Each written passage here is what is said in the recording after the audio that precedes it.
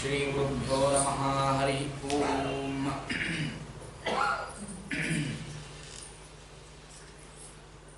ಜನ್ಮಾದ್ಯಸ್ಯ ಯತೋನ್ವಯಾದಿತರತಶ್ಚಾರ್ಥೇಷ್ವಭಿಘ್ನಸ್ವರಾಟ್ ತೇನೇ ಬ್ರಹ್ಮಹೃದಾಯ ಆದಿಕವಯೇ ಮುಹ್ಯಂತಿ M ಸೂರಯಃ ತೇಜೋ ವಾರಿಮೃದಾಂ ಯಥಾ ವಿನಿಮಯೋ ಯತ್ರ ತ್ರಿಸರ್ಗೋ ಮೃಷಾ ಧಾಮ್ನಾ ಸ್ವೇನ ಸದಾ ನಿರಸ್ತಕುಹಕಂ ಸತ್ಯಂ ಪರಂ ಧೀಮಹಿ.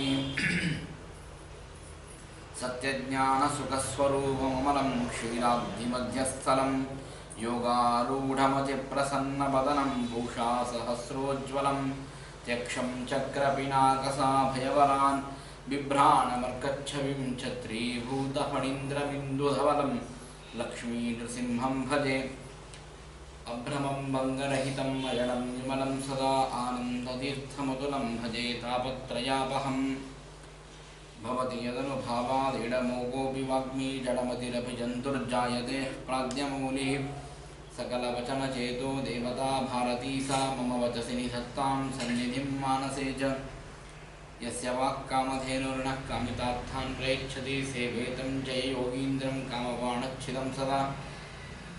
ನೌಮಿನ್ಯಾಯ ಸುಧಾಧಿಕೃಜ್ಜಯಮುನೀನ್ ಶ್ರೀಪಾದರಾಟ್ಸನ್ಮಣೀನ್ ವ್ಯಾಸಾರ್ಯಾನ್ ವಿವಿಧಾಗಮಾಬ್ಧಿವಿಹರಾನ್ ಶ್ರೀವಾದಿರಾಜಾನಪಿ ವಂದೇ ಹಂಸವರಾನ್ ರಘುತ್ತಮಗುರುನ್ ವೈದಧ್ಯವಾರಾಂ ನಿಧಿಂ ಶ್ರೀಸತ್ಯವ್ರತರಾಘವೇಂದ್ರಮುನಿಪಾನ್ ಸದ್ಬೋಧಸಧ್ಯಾನಪಾನ್ ವಿದ್ಯಾಯಾಂ ವಿಬುಧಾಚಾರ್ಯಂ ವೇದಜ್ಞಾನಾಬ್ಧಿಚಂದಿರಂ ದುರ್ಮದಧ್ವಾन्तಮಾರ್ತಾಂಡಂ ಸತ್ಯಧ್ಯಾನಮುನಿಂ ಭಜೆ.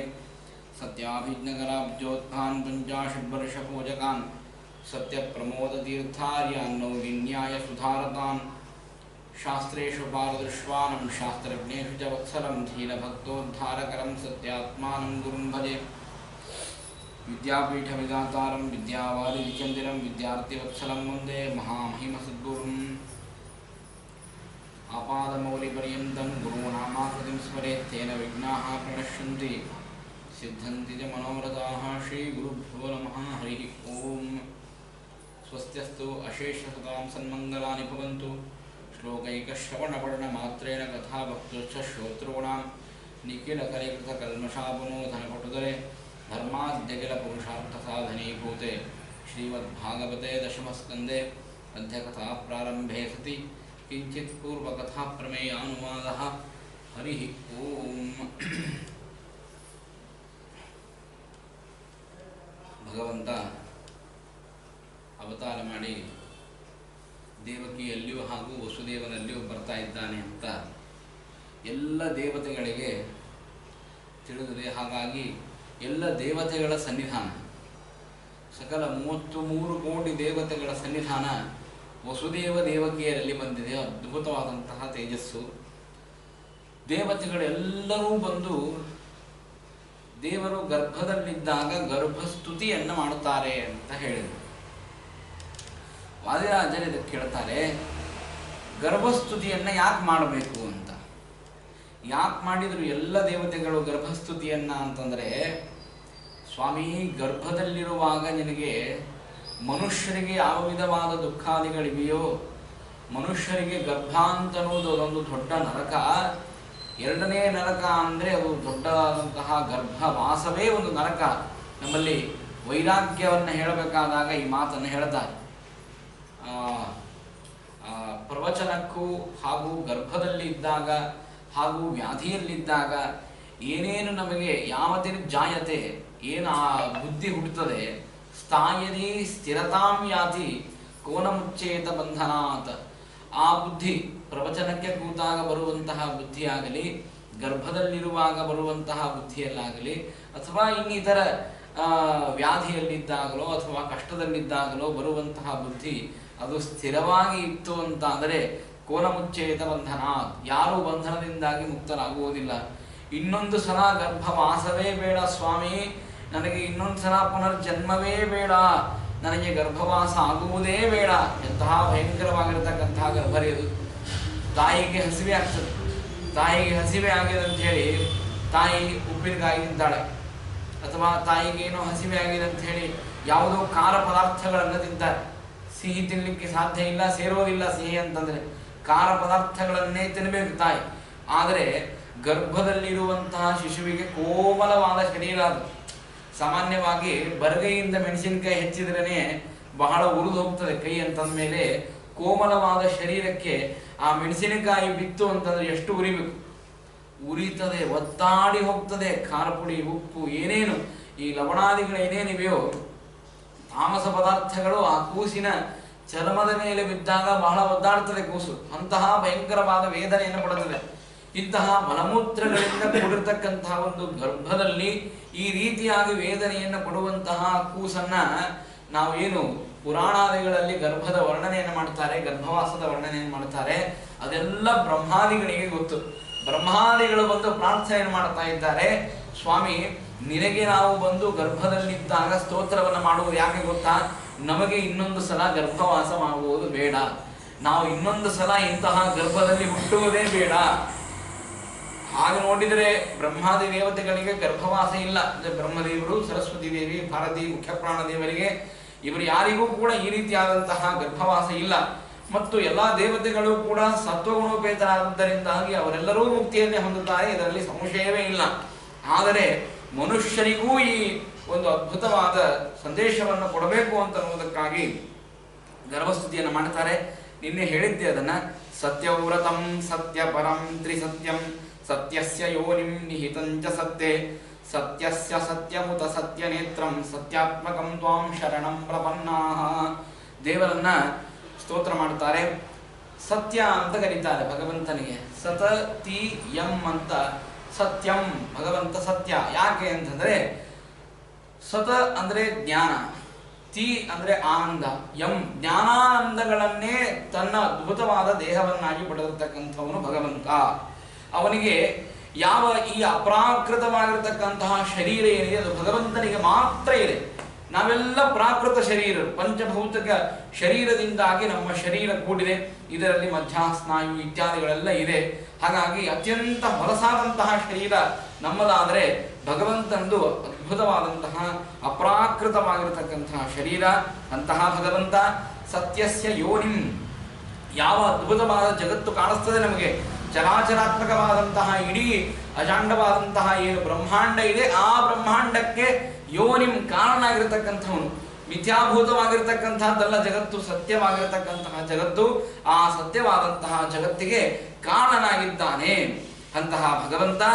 ಆ ಭಗವಂತನಿಗೆ ಪ್ರಾರ್ಥನೆಯನ್ನು ಮಾಡ್ತಾರೆ. ಏನು ಅಂತಂದ್ರೆ, ನೀನು ಹೇಗೆ ಪಂಚಭೂತಗಳಿಂದ ವಿಲಕ್ಷಣವಾಗಿರತಕ್ಕಂತಹ ಮತ್ತು ಅನೇಕ ಅದ್ಭುತವಾಗಿರತಕ್ಕಂತಹ ಶರೀರವನ್ನು ಪಡೆದಂತಹ ನಿನಗೆ ಸತ್ಯಾತ್ಮಕಂ, ಆ ಜ್ಞಾನಾನಂದಾದಿಗಳನ್ನೇ ದೇಹವನ್ನಾಗಿ ಪಡೆದಂತಹ ಭಗವಂತ ನಿನಗೆ ಶರಣಂ ಪ್ರಪನ್ನಾಹ, ನಾವೆಲ್ಲ ದೇವತೆಗಳು ಬಂದು ನಿನಗೆ ಶರಣಾಗತರಾಗಿದ್ದೇವೆ, ನಮಸ್ಕಾರ ಮಾಡ್ತಾ ಇದ್ದೇವೆ ಅಂತ ಹೇಳಿ ನಮಸ್ಕಾರ ಮಾಡಿ ಒಂದು ಶ್ಲೋಕವನ್ನು ಹೇಳ್ತಾರೆ. ಅದು ಅದ್ಭುತವಾಗಿರ್ತಕ್ಕಂತಹ ಶ್ಲೋಕ. ದೇಹದಲ್ಲಿ ಪರಮಾತ್ಮ ಇದ್ದಾನೆ, ದೇಹವೆಂಬುದು ಒಂದು ವೃಕ್ಷ ಅಂತ ಇಟ್ಟುಕೊಂಡು ಆ ಶ್ಲೋಕದ ಸಮನ್ವಯವನ್ನು ಮಾಡ್ತಾನೆ. ಎಂತಹ ಅದ್ಭುತವಾದ ಶ್ಲೋಕ ಅಂತಂದ್ರೆ ಆ ಪ್ರಮೇಯವನ್ನು ಬಹಳ ಚೆನ್ನಾಗಿ ತಿಳಿಸ್ತಾರೆ. ಏಕಾಯನೋಸೋ ದ್ವಿಮಲಸ್ತ್ರಿಮೂಲ ಚತುರ್ರಸಃ ಪಂಚಶಿಪಷಡಾತ್ಮ. ಈ ಒಂದು ಲೈನಿನ ಒಂದು ಪಾದದ ಅರ್ಥವನ್ನು ಮೊದಲಿಗೆ ತಿಳಿಯೋಣ. ಭಾರಿ ಅದ್ಭುತವಾಗಿರತಕ್ಕಂಥದ್ದು. ಏನು ಅಂತಂದ್ರೆ ಏಕಾಯನೋಸೌ, ಒಂದು ಆಯನ, ಒಂದು ಆಲದ ಮರ ಅಂತ ಕರೀತಾರೆ. ಒಂದು ಆಲದ ಮರ, ಒಬ್ಬ ಜೀವ ಒಂದು ಶರೀರದಲ್ಲಿ ಇದ್ದಾನೆ ಅಂತಂದ್ರೆ ಆ ಶರೀರ ಇದು ಆಲದ ಮರ, ಆ ಮರಕ್ಕೆ ಹೋಲಿಸ್ತಾರೆ. ಆ ಮರಕ್ಕೆ ಹೋಲಿಸಿ ಅದನ್ನು ವರ್ಣನೆ ಮಾಡುತ್ತಾರೆ. ಜೀವ ಶರೀರದಲ್ಲಿ ಹೇಗೆ ಇದ್ದಾನೆ ಅಂತ ಅನ್ನುವುದನ್ನು ಹೇಳ್ತಾರೆ. ಅದಕ್ಕೆ ಮೂಲ ಕಾರಣನಾಗಿ ಆ ದೇಹದಲ್ಲಿ ಪರಮಾತ್ಮ ಇದ್ದು ಆ ಜೀವನ ರಕ್ಷಣೆ ಮಾಡ್ತಾನೆ ಅಂತ ಅನ್ನುವುದಕ್ಕಾಗಿ ಆ ದೇಹದಲ್ಲಿ ಆ ಜೀವ ಸುಖವಾಗಿರ್ತಾನೆ ಅಂತ ಅನ್ನುವುದನ್ನ ಬಹಳ ಚೆನ್ನಾಗಿ ಹೇಳ್ತಾರೆ. ಏನು ಅಂತಂದ್ರೆ, ಆ ಮರಕ್ಕೆ ಬೇರು ಬೇಕಲ್ಲ, ಬೇರು ಯಾವುದು ಅಂತ ಕೇಳಿದ್ರೆ ಅದಕ್ಕೆ ಹೇಳ್ತಾನೆ ಭಗವಂತ. ಆಯನ ಅಂದ್ರೆ ಬೇರು, ತಾಯಿಯೇ ಬೇರುವಾಗಿದೆ. ನಮ್ಮ ತಾಯಿ ಅಂದ್ರೆ ಏನಿದ್ದಾರೆ, ಈ ಒಂದು ಜೀವ ತನ್ನ ಶರೀರವನ್ನು ಪಡಿಬೇಕು ಅಂತಂದ್ರೆ ಒಂದು ಬೇರು ಬೇಕು, ಅಂದ್ರೆ ತಾಯಿ ಬೇಕು. ಆ ತಾಯಿ ಯಾರು ಅಂತ ಕೇಳಿದ್ರೆ ಮೂಲತಃ ನೋಡಿದ್ರೆ ಪ್ರಕೃತಿಯೇ ತಾಯಿಯಾಗಿದೆ. ಇಲ್ಲಿ ಸುಮ್ಮನೆ ಒಂದು ತಾಯಿ ಎನ್ನುವಂತಹ ನಿಮಿತ್ತವನ್ನು ಭಗವಂತ ಕೊಡುತ್ತಾನೆ. ಮೂಲ ಪ್ರಕೃತಿನೇ ಇದಕ್ಕೆ ತಾಯಿಯಾಗಿದೆ. ಆಮೇಲೆ ದ್ವಿಫಲ ಅಂತ ಹೇಳ್ತಾನೆ. ಎರಡು ಫಲಗಳಿರತ್ತೆ. ಈ ಒಂದು ವೃಕ್ಷಕ್ಕೆ, ಒಂದು ಆಲದ ಮರಕ್ಕೆ 2 ಫಲಗಳಿವೆ. ಈ ಶರೀರವನ್ನು ನಾವು ತೆಗೆದುಕೊಂಡು ಬಂದ ಮೇಲೆ ಈ ಶರೀರದ 2 ಫಲಗಳನ್ನು ನಾವು ಹೊಂದಬಹುದು. ಒಂದು ಪ್ರವೃತ್ತ ಕರ್ಮದಿಂದ ಆಗುವಂತಹ ಫಲ, ಒಂದು ನಿವೃತ್ತ ಕರ್ಮದಿಂದ ಆಗುವಂತಹ ಫಲ ಅಂತ. ಈ ಪ್ರವೃತ್ತ ಹಾಗೂ ನಿವೃತ್ತ ಕರ್ಮಗಳು ಬಹಳ ಪ್ರಮೇಯಭೂತವಾಗಿರತಕ್ಕಂತಹ ಶ್ಲೋಕ. ಹಾಗಾಗಿ ಸ್ವಲ್ಪ ನಿಧಾನಕ್ಕೆ ಹೇಳ್ತಾ ಇದ್ದೇನೆ. ಪ್ರವೃತ್ತ ಕರ್ಮ ಹಾಗೂ ನಿವೃತ್ತ ಕರ್ಮದಲ್ಲಿ 4 ಫಲಗಳಿವೆ ಅಂತ ಹೇಳ್ತಾರೆ. ಪ್ರವೃತ್ತ ಕರ್ಮದಲ್ಲಿ ಏನು ಫಲ ಅಂತಂದಾಗ ಧರ್ಮ, ಅರ್ಥ, ಕಾಮ, ಇದು ಪ್ರವೃತ್ತ ಕರ್ಮವನ್ನು ಮಾಡಿದಾಗ ಫಲ ಬರುತ್ತದೆ. ಪ್ರವೃತ್ತ ಕರ್ಮ ಅಂದ್ರೆ ಏನು? ಪ್ರವೃತ್ತ ಕರ್ಮ ಅಂದ್ರೆ ಸಕಾಮ ಕರ್ಮವನ್ನೇನು ನಾವು ಮಾಡ್ತೀವಿ ಅದಕ್ಕೆ ಪ್ರವೃತ್ತ ಕರ್ಮ ಅಂತ ಕರೀತಾರೆ. ಅಂದ್ರೆ ಏನು? ಸಕಾಮ ಕರ್ಮ ಅಂದ್ರೆ ಏನು? ಕಾಮನೆಯಿಂದ ಸಹಿತವಾಗಿ ಮಾಡುವಂತಹ ಕರ್ಮ ಅಂತ ಅರ್ಥ. ಅಂದ್ರೆ ಒಂದು ಪೂಜೆಯನ್ನು ಮಾಡ್ತಾ ಇದ್ದೇವೆ, ಒಂದು ದೇವರ ಪೂಜೆಯನ್ನು ಮಾಡ್ತಾ ಇದ್ದೇವೆ, ಅಥವಾ ಏನೋ ಒಂದು ದೇವರಿಗೆ ಅರ್ಚನೆಯನ್ನು ಮಾಡ್ತಾ ಇದ್ದೇವೆ, ಅಥವಾ ಭಾಗವತವನ್ನು ಕೇಳ್ತಾ ಇದ್ದೇವೆ. ಕೇಳುವಾಗ ಸ್ವಕಾಮನೆಯಿಂದಾಗಿ ನಾವು ಕೇಳ್ತಾ ಇದ್ದರೆ ಏನೋ ಒಂದು ಅಪೇಕ್ಷಿತವಾದ ಫಲ ಇದೆ, ಆ ಫಲವನ್ನು ಇಟ್ಟುಕೊಂಡೇ ನಾವು ಕೇಳ್ತಾ ಇದ್ದೇವೆ ಅಂತಂದ್ರೆ ಅದು ಪ್ರವೃತ್ತ ಕರ್ಮ ಅಂತ ಆಗ್ತದೆ. ಇದು ಸಕಾಮವಾಗಿರತಕ್ಕಂತಹ ಕರ್ಮ. ಈ ಸಕಾಮ ಕರ್ಮಕ್ಕೆ ಅದ್ಭುತವಾಗಿರತಕ್ಕಂತಹ ಫಲ ಏನು ಅಂತಂದ್ರೆ ಧರ್ಮ, ಅರ್ಥ, ಕಾಮ, ಇದರಿಂದ ಬರುವಂತಹ ಫಲ. ಪ್ರವೃತ್ತ ಕರ್ಮವನ್ನು ಮಾಡಿದಾಗ ನಮಗೆ ಧರ್ಮದ ಅಭಿವೃದ್ಧಿಯೂ ಆಗ್ತದೆ. ಆ ಕಾಮನೆಗಳಿಗೆ ತಕ್ಕಂತೆ ಫಲ ಸಿಗ್ತಾ ಹೋದರೆ ಧರ್ಮವನ್ನು ಮಾಡಲಿಕ್ಕೆ ತಾನು ಮುಂದಾಗ್ತಾನೆ, ಅರ್ಥ ದೊರೀತದೆ. ಹಾಗೂ ಆ ಧರ್ಮ, ಅರ್ಥ, ಕಾಮ ತನ್ನ ಇಚ್ಛೆಯನ್ನ ಪೂರ್ಣ ಮಾಡಲಿಕ್ಕೆ ಸಾಧ್ಯ ಇದೆ ಸಕಾಮ ಕರ್ಮದಿಂದ. ಈಗ ಜ್ಯೋತಿಷ್ಠೋಮೇನ ಸ್ವರ್ಗ ಕಾಮೋ ಯಜೇತ ಅಂತಂದಾಗ ಜ್ಯೋತಿಷ್ಠೋಮವನ್ನು ಮಾಡಬೇಕು ಅಂತ ಹೇಳಿದರು. ಯಾಕೆ ಮಾಡಬೇಕು ಅಂತ ಕೇಳಿದಾಗ ಯಾವನಿಗೆ ಸ್ವರ್ಗ ಬೇಕು ಅಂತಿದೆ, ಸ್ವರ್ಗಾಪೇಕ್ಷೆಯಾಗಿರತಕ್ಕಂಥ ಒಬ್ಬ ಮನುಷ್ಯ ಜ್ಯೋತಿಷ್ಠೋಮವನ್ನು ಮಾಡಿದರೆ ಅವನಿಗೆ ಸ್ವರ್ಗ ಸಿಗ್ತದೆ. ಪುತ್ರಕಾಮಃ ಪುತ್ರೇಷ್ಠ್ಯ ಯಜೇತ ಅಂತ ಹೇಳಿದರು. ಯಾವನಿಗೆ ಮಕ್ಕಳಾಗಿಲ್ಲ ಅವನು ಪುತ್ರಕಾಮೇಷ್ಠಿ ಯಾಗವನ್ನು ಮಾಡಿದರೆ ಅವನಿಗೆ ಉತ್ತಮವಾದ ಸಂತತಿ ಆಗ್ತದೆ ಅಂತ ಅನ್ನುವುದಕ್ಕಾಗಿ ಹೇಳಿದಾಗ ಒಂದು ಯಜ್ಞವನ್ನು ಮಾಡಿದ್ರು, ಅದು ಪುತ್ರಕಾಮೇಷ್ಠಿ ಯಾಗ ಅಂತ. ಅದರಿಂದಾಗಿ ಉತ್ತಮವಾದ ಸಂತಾನವಾಯಿತು. ಇದೆಲ್ಲ ಏನಿದೆಯಲ್ಲ ಇದು ಪ್ರವೃತ್ತ ಕರ್ಮ ಅಂತ ಕರೀತಾರೆ. ಆಮೇಲೆ ಹೇಳ್ತಾರೆ ಸತ್ಯನಾರಾಯಣ ಪೂಜೆಯನ್ನು ಮಾಡಬೇಕು, ಮನೆಯಲ್ಲಿ ಉತ್ತಮವಾಗಿರತಕ್ಕಂತಹ ಸಂತಾನಾದಿಗಳು, ಶಾಂತಿ ಎಲ್ಲ ದೊರೆಯುತ್ತದೆ. ಇದೇನಿದೆ ಇದೆಲ್ಲ ಪ್ರವೃತ್ತವಾಗಿರತಕ್ಕಂತಹ ಕರ್ಮಗಳು. ಈ ಫಲಕ್ಕೆ, ಈ ವೃಕ್ಷಕ್ಕೆ 2 ಫಲಗಳು ಅಂತ ಹೇಳ್ತಾ ಇದ್ದಾರೆ. ಪ್ರವೃತ್ತ ಕರ್ಮದಲ್ಲಿ 3 ಫಲಗಳನ್ನು ಹೇಳಿದರು. ನಿವೃತ್ತ ಕರ್ಮದಲ್ಲಿ ಯಾವುದು ಫಲ ಅಂತ ಕೇಳಿದರೆ ನಿವೃತ್ತ ಕರ್ಮದಲ್ಲಿ ಮೋಕ್ಷ ಮಾತ್ರ ಫಲ ಅಂತ ಹೇಳ್ತಾರೆ. ಧರ್ಮ, ಅರ್ಥ, ಕಾಮ ಇದು ಪ್ರವೃತ್ತ ಕರ್ಮದ ಫಲ. ಆದರೆ ನಿವೃತ್ತ ಕರ್ಮದ ಫಲ ಮೋಕ್ಷ ಮಾತ್ರ. ಅಂದ್ರೆ ನಿವೃತ್ತ ಕರ್ಮ ಅಂದ್ರೆ ಏನು ಅಂದ್ರೆ ನಿಷ್ಕಾಮವಾದ ಕರ್ಮಕ್ಕೆ ನಿವೃತ್ತ ಕರ್ಮ ಅಂತ ಕರೀತಾರೆ. ನಿಷ್ಕಾಮ ಕರ್ಮ ಅಂದ್ರೆ ಏನು? ಯಾವ ಫಲದ ಅಪೇಕ್ಷಾನೂ ಇಲ್ಲ. ಸುಮ್ಮನೆ ನಾವು ಹೇಳಬೇಕಾದಾಗ ರಾಘವೇಂದ್ರ ಸ್ವಾಮಿಗಳ ಮಹಿಮೆಯನ್ನು ಕೇಳುತ್ತೇವೆ. ರಾಘವೇಂದ್ರ ಸ್ವಾಮಿಗಳ ಮಹಿಮೆಯಲ್ಲಿ ಹೇಳುವಾಗ ಒಂದು ಮಾತನ್ನು ಹೇಳ್ತಾರೆ. ಎಂತಹ ಏನು ಅವರ ವಿಚಾರದ ಶಕ್ತಿ ಹೇಗಿತ್ತು ನೋಡ್ರಿ. ಏನು ಅಂತಂದ್ರೆ ಒಂದು ಸಲ ರಾಘವೇಂದ್ರ ಸ್ವಾಮಿಗಳು ಪೂರ್ವಾಶ್ರಮದಲ್ಲಿ ಇರುವಾಗ ವೀಣಾ ವೆಂಕಣ್ಣ ಭಟ್ಟರು ಅಂತವರನ್ನ ಕರೀತಿದ್ರು. ಭಾರಿ ಬಡತನ, ಮನೆಯಲ್ಲಿ ಒಂದು ಬಿಡಿಗಾಸು ಇಲ್ಲ, ಉಟ್ಕೊಳ್ಳಿಕ್ಕೆ ನೆಟ್ಟಗೆ ಬಟ್ಟೆ ಇಲ್ಲ, ತಿನ್ನುವುದಕ್ಕೆ ಪಾತ್ರೆಗಳಿಲ್ಲ. ಅಂತಹ ಬಡತನದಲ್ಲಿ ಒಂದ್ಸಲ ಅವರ ಮನೆಯವರು ಸರಸ್ವತಿ ಬಾಯಿ ಅಂತ ಅವರನ್ನು ಕರೀತಿರ್ತಾರೆ. ಅವರಿಗೆ ಒಂದ್ಸಲ ಮುತ್ತೈದೆಯರು ಅಂತ ಹೇಳಿ ಊಟಕ್ಕೆ ಕರೀತಾರೆ. ಅವರು ಊಟಕ್ಕೆ ಹೋಗ್ತಾರೆ. ಒಂದ್ ಕಡೆಗೆ ಊಟಕ್ಕೆ ಹೋಗಿ ಊಟ ಎಲ್ಲ ಮುಗಿಸ್ತಾರೆ. ಊಟ ಎಲ್ಲ ಮುಗಿಸಿದ ಮೇಲೆ ಬರುವಾಗ ಹಾಗೆ ಬಂದ್ರಲ್ಲ ಊಟಕ್ಕೆ, ಮತ್ತೆ ಏನಾದರೂ ಮಾಡಿಸಿ ಕಳಿಸಬೇಕು. ಬಡವರು ಅಂದ್ರೆ ಹಾಗೆ ಬಿಡೋದಿಲ್ಲ, ಏನಾದರೂ ಕೆಲಸ ಹೇಳಿಸಿ ಅವ್ರ ಕಡೆಯಿಂದ ಕೆಲಸ ಮಾಡಿಸಿ ಆಮೇಲೆ ಕಳಿಸುವಂತಹ ಪದ್ಧತಿ ಆಗಿನ ಕಾಲದಲ್ಲಿ. ಅದಕ್ಕೆ ಅವ್ರು ಏನ್ ಮಾಡಿದ್ರು ಅಂತಂದ್ರೆ ಸರಸ್ವತಿ ಬಾಯಿ ಅವರಿಗೆ ಹೇಳಿದ್ರು, ನಮ್ಮ ಮನೆಯಲ್ಲಿ ಅನೇಕ ಪಾತ್ರೆಗಳಿವೆ, ಅದು ದೇವರ ಪಾತ್ರೆಗಳು, ಅದನ್ನು ತಿಕ್ಕಿ ಕೊಡ್ತೀರಾ ಅಂತ ಕೇಳಿದ್ರು. ಪಾಪ ಹೋಗಿ ಊಟ ಮಾಡಿದ್ದಾರಲ್ಲ ಅದರ ಬಿಡೆ ಇತ್ತಿವರಿಗೆ. ಆಯ್ತು ಮಾಡ್ಕೊಡ್ತೇನೆ ಕೊಡಿ ಅಂತಂದ್ರೆ. ಹಾಗಾಗಿ ಪುಕ್ಕಟ್ಟೆ ಬಂದಾಗ ಅದನ್ನು ಸ್ವೀಕಾರ ಮಾಡಬಾರದು ಅಂತಂತಾರೆ, ಬೇಕಾದಿರ್ಲಿ ಅದು. ಹಾಗಾಗಿ ಆಗಲಿ ಅಂತ ಹೇಳಿ ಆ ಪಾತ್ರೆಯನ್ನ ತೊಳೆಯುವುದಕ್ಕಾಗಿ ಕೂತ್ರು. ಎಷ್ಟು ಕೊಡ್ತಾರೆ ಬಾಳ ಆದ್ರೆ 1-2-3 ಇರ್ತವೆ, ಅದನ್ನು ತೊಳೆದು ಮುಗಿಸಿಬಿಟ್ರೆ ಆಯ್ತು ಅಂತ ಅನ್ಕೊಂಡ್ರೆ ಏನ್ ದೇವರ ಮನೆಯಲ್ಲಿ ಬಿದ್ದ ಪಾತ್ರೆಗಳು ಎಷ್ಟಿದ್ವೋ ಅಷ್ಟೂ ತಂದು ಅವ್ರ ಮಂದಿ ಸುರಿದ್ರಂತೆ. ಆಗಿನ ಕಾಲದಲ್ಲಿ ಭೂತಲ ಬೃಹಸ್ಪತಿಗಳ ಮಡದೇವರು. ಹಾಗೆ ಹೇಳಿದ್ರೆ ಅವರನ್ನು ಬಿಟ್ಟು ಬಿಡುತ್ತಿದ್ರು. ಎಲ್ಲಿಯೂ ಯಾವ ಅಹಂಕಾರವನ್ನ ತೋರಿಸಲಿಲ್ಲ. ನಾ ಇಂಥವರ ಮಡದಿ ಇದ್ದೇನೆ, ನನ್ನನ್ನು ಬಿಟ್ಟುಬಿಡಿ ಅಂತ ಹೇಳಿ ಏನು ಹೇಳದೇನೆ ಪಾತ್ರೆಗಳನ್ನ ತೆಗ್ತಾರೆ. ಚೆನ್ನಾಗಿ ಪಾತ್ರೆಗಳನ್ನ ತಿಕ್ಕಿ ತೊಳೆದು ಡಬ್ಬ ಹಾಕಿ ಎಲ್ಲ ಮುಗಿಸ್ಕೊಂಡು ಬರಬೇಕಾದಾಗ ಆ ಯಜಮಾನನ ಮನೆಯವರು ಬಹಳ ಸಂತುಷ್ಟರಾಗಿ ಮನೆಗೆ ಸ್ವಲ್ಪ ಹಿಡಿ ಅವಲಕ್ಕಿಯನ್ನು ಒಯ್ಯಿರಿ ಅಂತ. ಆಗ ಧಾನ್ಯವೇ ಭಾರಿ ಅದ್ಭುತವಾದ ಧನ ಆಗಿನ ಕಾಲಕ್ಕೆ. ಈಗ ಧಾನ್ಯನೇ ಕೊಡ್ರಿ, ಧನನೇ ಕೊಡ್ರಿ, ಏನು ಕೊಟ್ಟರು ಮನುಷ್ಯನಿಗಂತ ತೃಪ್ತಿ ಅನ್ನೋದು ಹೋಗೇ ಬಿಟ್ಟಿದೆ. ತೃಪ್ತಿ ಅಂತ ಅನ್ನೋದು ಮನುಷ್ಯನಿಗೆ ಇಲ್ಲೇ ಇಲ್ಲ. ಅಂದಮೇಲೆ ನೀವೇನು ಕೊಟ್ಟರು ತೃಪ್ತಿ ಆಗೋದಿಲ್ಲ. ಆಗಿನ ಕಾಲಕ್ಕೆ ಅವಲಕ್ಕಿಯನ್ನು ಕೊಡ್ತಾರೆ ಅವರು, ನಿಮ್ಮ ಮನೆಗೆ ತೊಗೊಂಡು ಹೋಗ್ರಿ ಅಂತ. ಎಷ್ಟು ಆನಂದ ಆಗ್ತದೆ ಅಂತಂದ್ರೆ, ಪಾಪ ತಿಂಗಳಲ್ಲಿ 6, 7, 8 ದಿವಸ, ಕೆಲವು ಸಲ 10 ದಿವಸ ರಾಘವೇಂದ್ರ ಸ್ವಾಮಿಗಳು ಉಪವಾಸ ಇರುವಂತಹ ಪರಿಸ್ಥಿತಿ ಇರ್ತದೆ. ನಮ್ಮಲ್ಲಿ ತಿಂಗಳಲ್ಲಿ 2 ಏಕಾದಶಿ ಬರ್ತದೆ. ರಾಘವೇಂದ್ರ ಸ್ವಾಮಿಗಳಿಗೆ ತಿಂಗಳಲ್ಲಿ 10 ಏಕಾದಶಿ, 20 ದಿವಸ. ಅದು ಹೇಗೆ ಸಿಕ್ತಂದ್ರೆ ಸಿಕ್ತು, ಇಲ್ಲ ಅಂದ್ರೆ ಇಲ್ಲ. ಆ ರೀತಿಯಾಗಿ ಇರುವಂತಹ ಮಹಾನುಭಾವರು ಅವರು. ಭೀಷ್ಮ ಪಂಚಕ, ವಿಷ್ಣು ಪಂಚಕ ಎಲ್ಲ ವ್ರತಗಳನ್ನ ಅದೇ ಬಡತನದಲ್ಲಿಯೇ ಮಾಡಿ ಮುಗಿಸಿರ್ತಕ್ಕಂತಹ ಮಹಾನುಭಾವರು ಅವರೆಲ್ಲ. ಅವರು ಆಗ ಅವರ ಮನೆಯವರನ್ನು ನೋಡಿ ಅವಲಕ್ಕಿಯನ್ನು ಕೊಡಬೇಕು ಅಂತ ಹೇಳಿ ಅವಲಕ್ಕಿಯನ್ನು ತರ್ತಾರೆ. ತಂದು ಆ ವೀಣಾ ವೆಂಕಟ ಭಟ್ರಿಗೆ ಕೊಡಬೇಕು ಸಂತೋಷದಿಂದ ಅಂತ ತಂದು ಕೊಟ್ರೆ, ಅವ್ರು ಇನ್ನೇನು ನೋಡ್ಬೇಕು, ನೋಡಿ ಹೇಳ್ತಾರೆ, ಎಲ್ಲಿಂದ ತಂದೆ ಅಂತ ಕೇಳ್ತಾರೆ. ಇಲ್ಲ, ಅವ್ರ ಮನೆಗೆ ಹೋಗಿದ್ದೆ, ಅವರೆಲ್ಲ ಕೆಲಸ ಮಾಡಿದ್ರು, ಆಮೇಲೆ ಅವಲಕ್ಕಿ ಅವ್ರು ಕೊಟ್ಟರು, ತಂದೆ ಅಂತ. ಆಗ ಅವ್ರು ಹೇಳ್ತಾರೆ, ಎಲ್ಲಿಂದ ಅವಲಕ್ಕಿ ತಂದಿಲ್ಲ, ಮತ್ತೆ ಅಲ್ಲೇ ಈ ಅವಲಕ್ಕಿಯನ್ನು ವಾಪಸ್ ಕೊಟ್ಟು ಬಾ ಅಂತ ಹೇಳಿದ್ರು. ಇವ್ರೇನು ವಿಚಾರ ಮಾಡಲಿಲ್ಲ. ಅವ್ರು ಎಲ್ಲಿ ಏನು ಹೇಳಿದ್ರು, ರಾಯರೇ ಏನು ಹೇಳಿದ್ರು ಅದೇ ಮಾತು, ಅದನ್ನು ದಾಟೋದಿಲ್ಲ ಅಂತ ಹೇಳಿ ಅವಲಕ್ಕಿಯನ್ನು ತಗೊಂಡು ಹೋಗಿ ಮತ್ತೆ ಯಾರ ಮನೆಯಿಂದ ತಂದಿದ್ರು ಅವ್ರ ಮನೆಗೆ ಕೊಟ್ಟು ಬಂದ್ರು. ಬಂದ ಮೇಲೆ ಕೇಳಿದ್ರು, ಎದಕ್ಕೆ ಕೊಟ್ಟು ಬಾ ಅಂತಂದ್ರೆ, ಯಾಕೆಂದ್ರೆ 6 ದಿವಸ 10 ದಿವಸ ಉಪವಾಸ ಇರ್ತಕ್ಕಂತಹ ನೀವು ಮತ್ತು ವಾಪಸ್ ಆ ಅವಲಕ್ಕಿಯನ್ನು ಯಾಕೆ ಕೊಟ್ಟು ಬಾ ಅಂತಂದ್ರಿ ಅಂತ ಕೇಳಿದಾಗ ರಾಯರು ಹೇಳ್ತಾರೆ, ನೀನು ದೇವರ ಪಾತ್ರೆಗಳನ್ನು ತಿಕ್ಕಿ ಬಂದಿ. ಆ ದೇವರ ಪಾತ್ರೆಗಳಲ್ಲಿ ದೇವರ ಸನ್ನಿಧಾನ ಇರ್ತದೆ. ಒಂದೊಂದು ಪಾತ್ರೆಗಳಲ್ಲಿ ದೇವರ ತೀರಿಸಂಟದಲ್ಲಿ ಅಥವಾ ತಾಮ್ರದ ವಾಟಕದಲ್ಲಿ, ತಾಮ್ರದ ತಟ್ಟೆಯಲ್ಲಿ, ಬೆಳ್ಳಿಯ ತಟ್ಟೆಯಲ್ಲಿ ದೇವರ ಪ್ರತಿಮಾ ಇಡ್ತಾರೆ. ಶಾಲಿಗ್ರಾಮ ಇಡ್ತಾರೋ ಇಲ್ವೋ ಆ ತಟ್ಟೆ ಮೇಲೆ. ಆ ಶಾಲಿಗ್ರಾಮ ಇಟ್ಟಾಗ ಶಾಲಿಗ್ರಾಮದ ಸನ್ನಿಧಾನ ತಟ್ಟೆಯಲ್ಲಿ ಬರುತ್ತದೋ ಇಲ್ವೋ. ಆದ್ಮೇಲೆ ದೇವರು ಶಾಲಿಗ್ರಾಮದಲ್ಲಿ ಎಷ್ಟು ಸನ್ನಿಧನಾಗಿರ್ತಾನೋ ತಾನು ಕೂಡುವಂತಹ ತಟ್ಟೆಯಲ್ಲಿಯೂ ಅಷ್ಟೇ ಸನ್ನಿಧಾನ ದೇವರಿರುತ್ತದೆ. ಅಂದಮೇಲೆ ಪುರುಷರು ಶಾಲಿಗ್ರಾಮಕ್ಕೆ ಅಭಿಷೇಕ ಮಾಡಿದರೆ ನೀನು ತಟ್ಟೆಯನ್ನು ತೊಳೆದು ಆ ತಟ್ಟೆಯಲ್ಲಿರುವಂತಹ ಭಗವಂತನ ಪೂಜೆಯನ್ನು ಮಾಡಿ ಬಂದಿದ್ದಿ.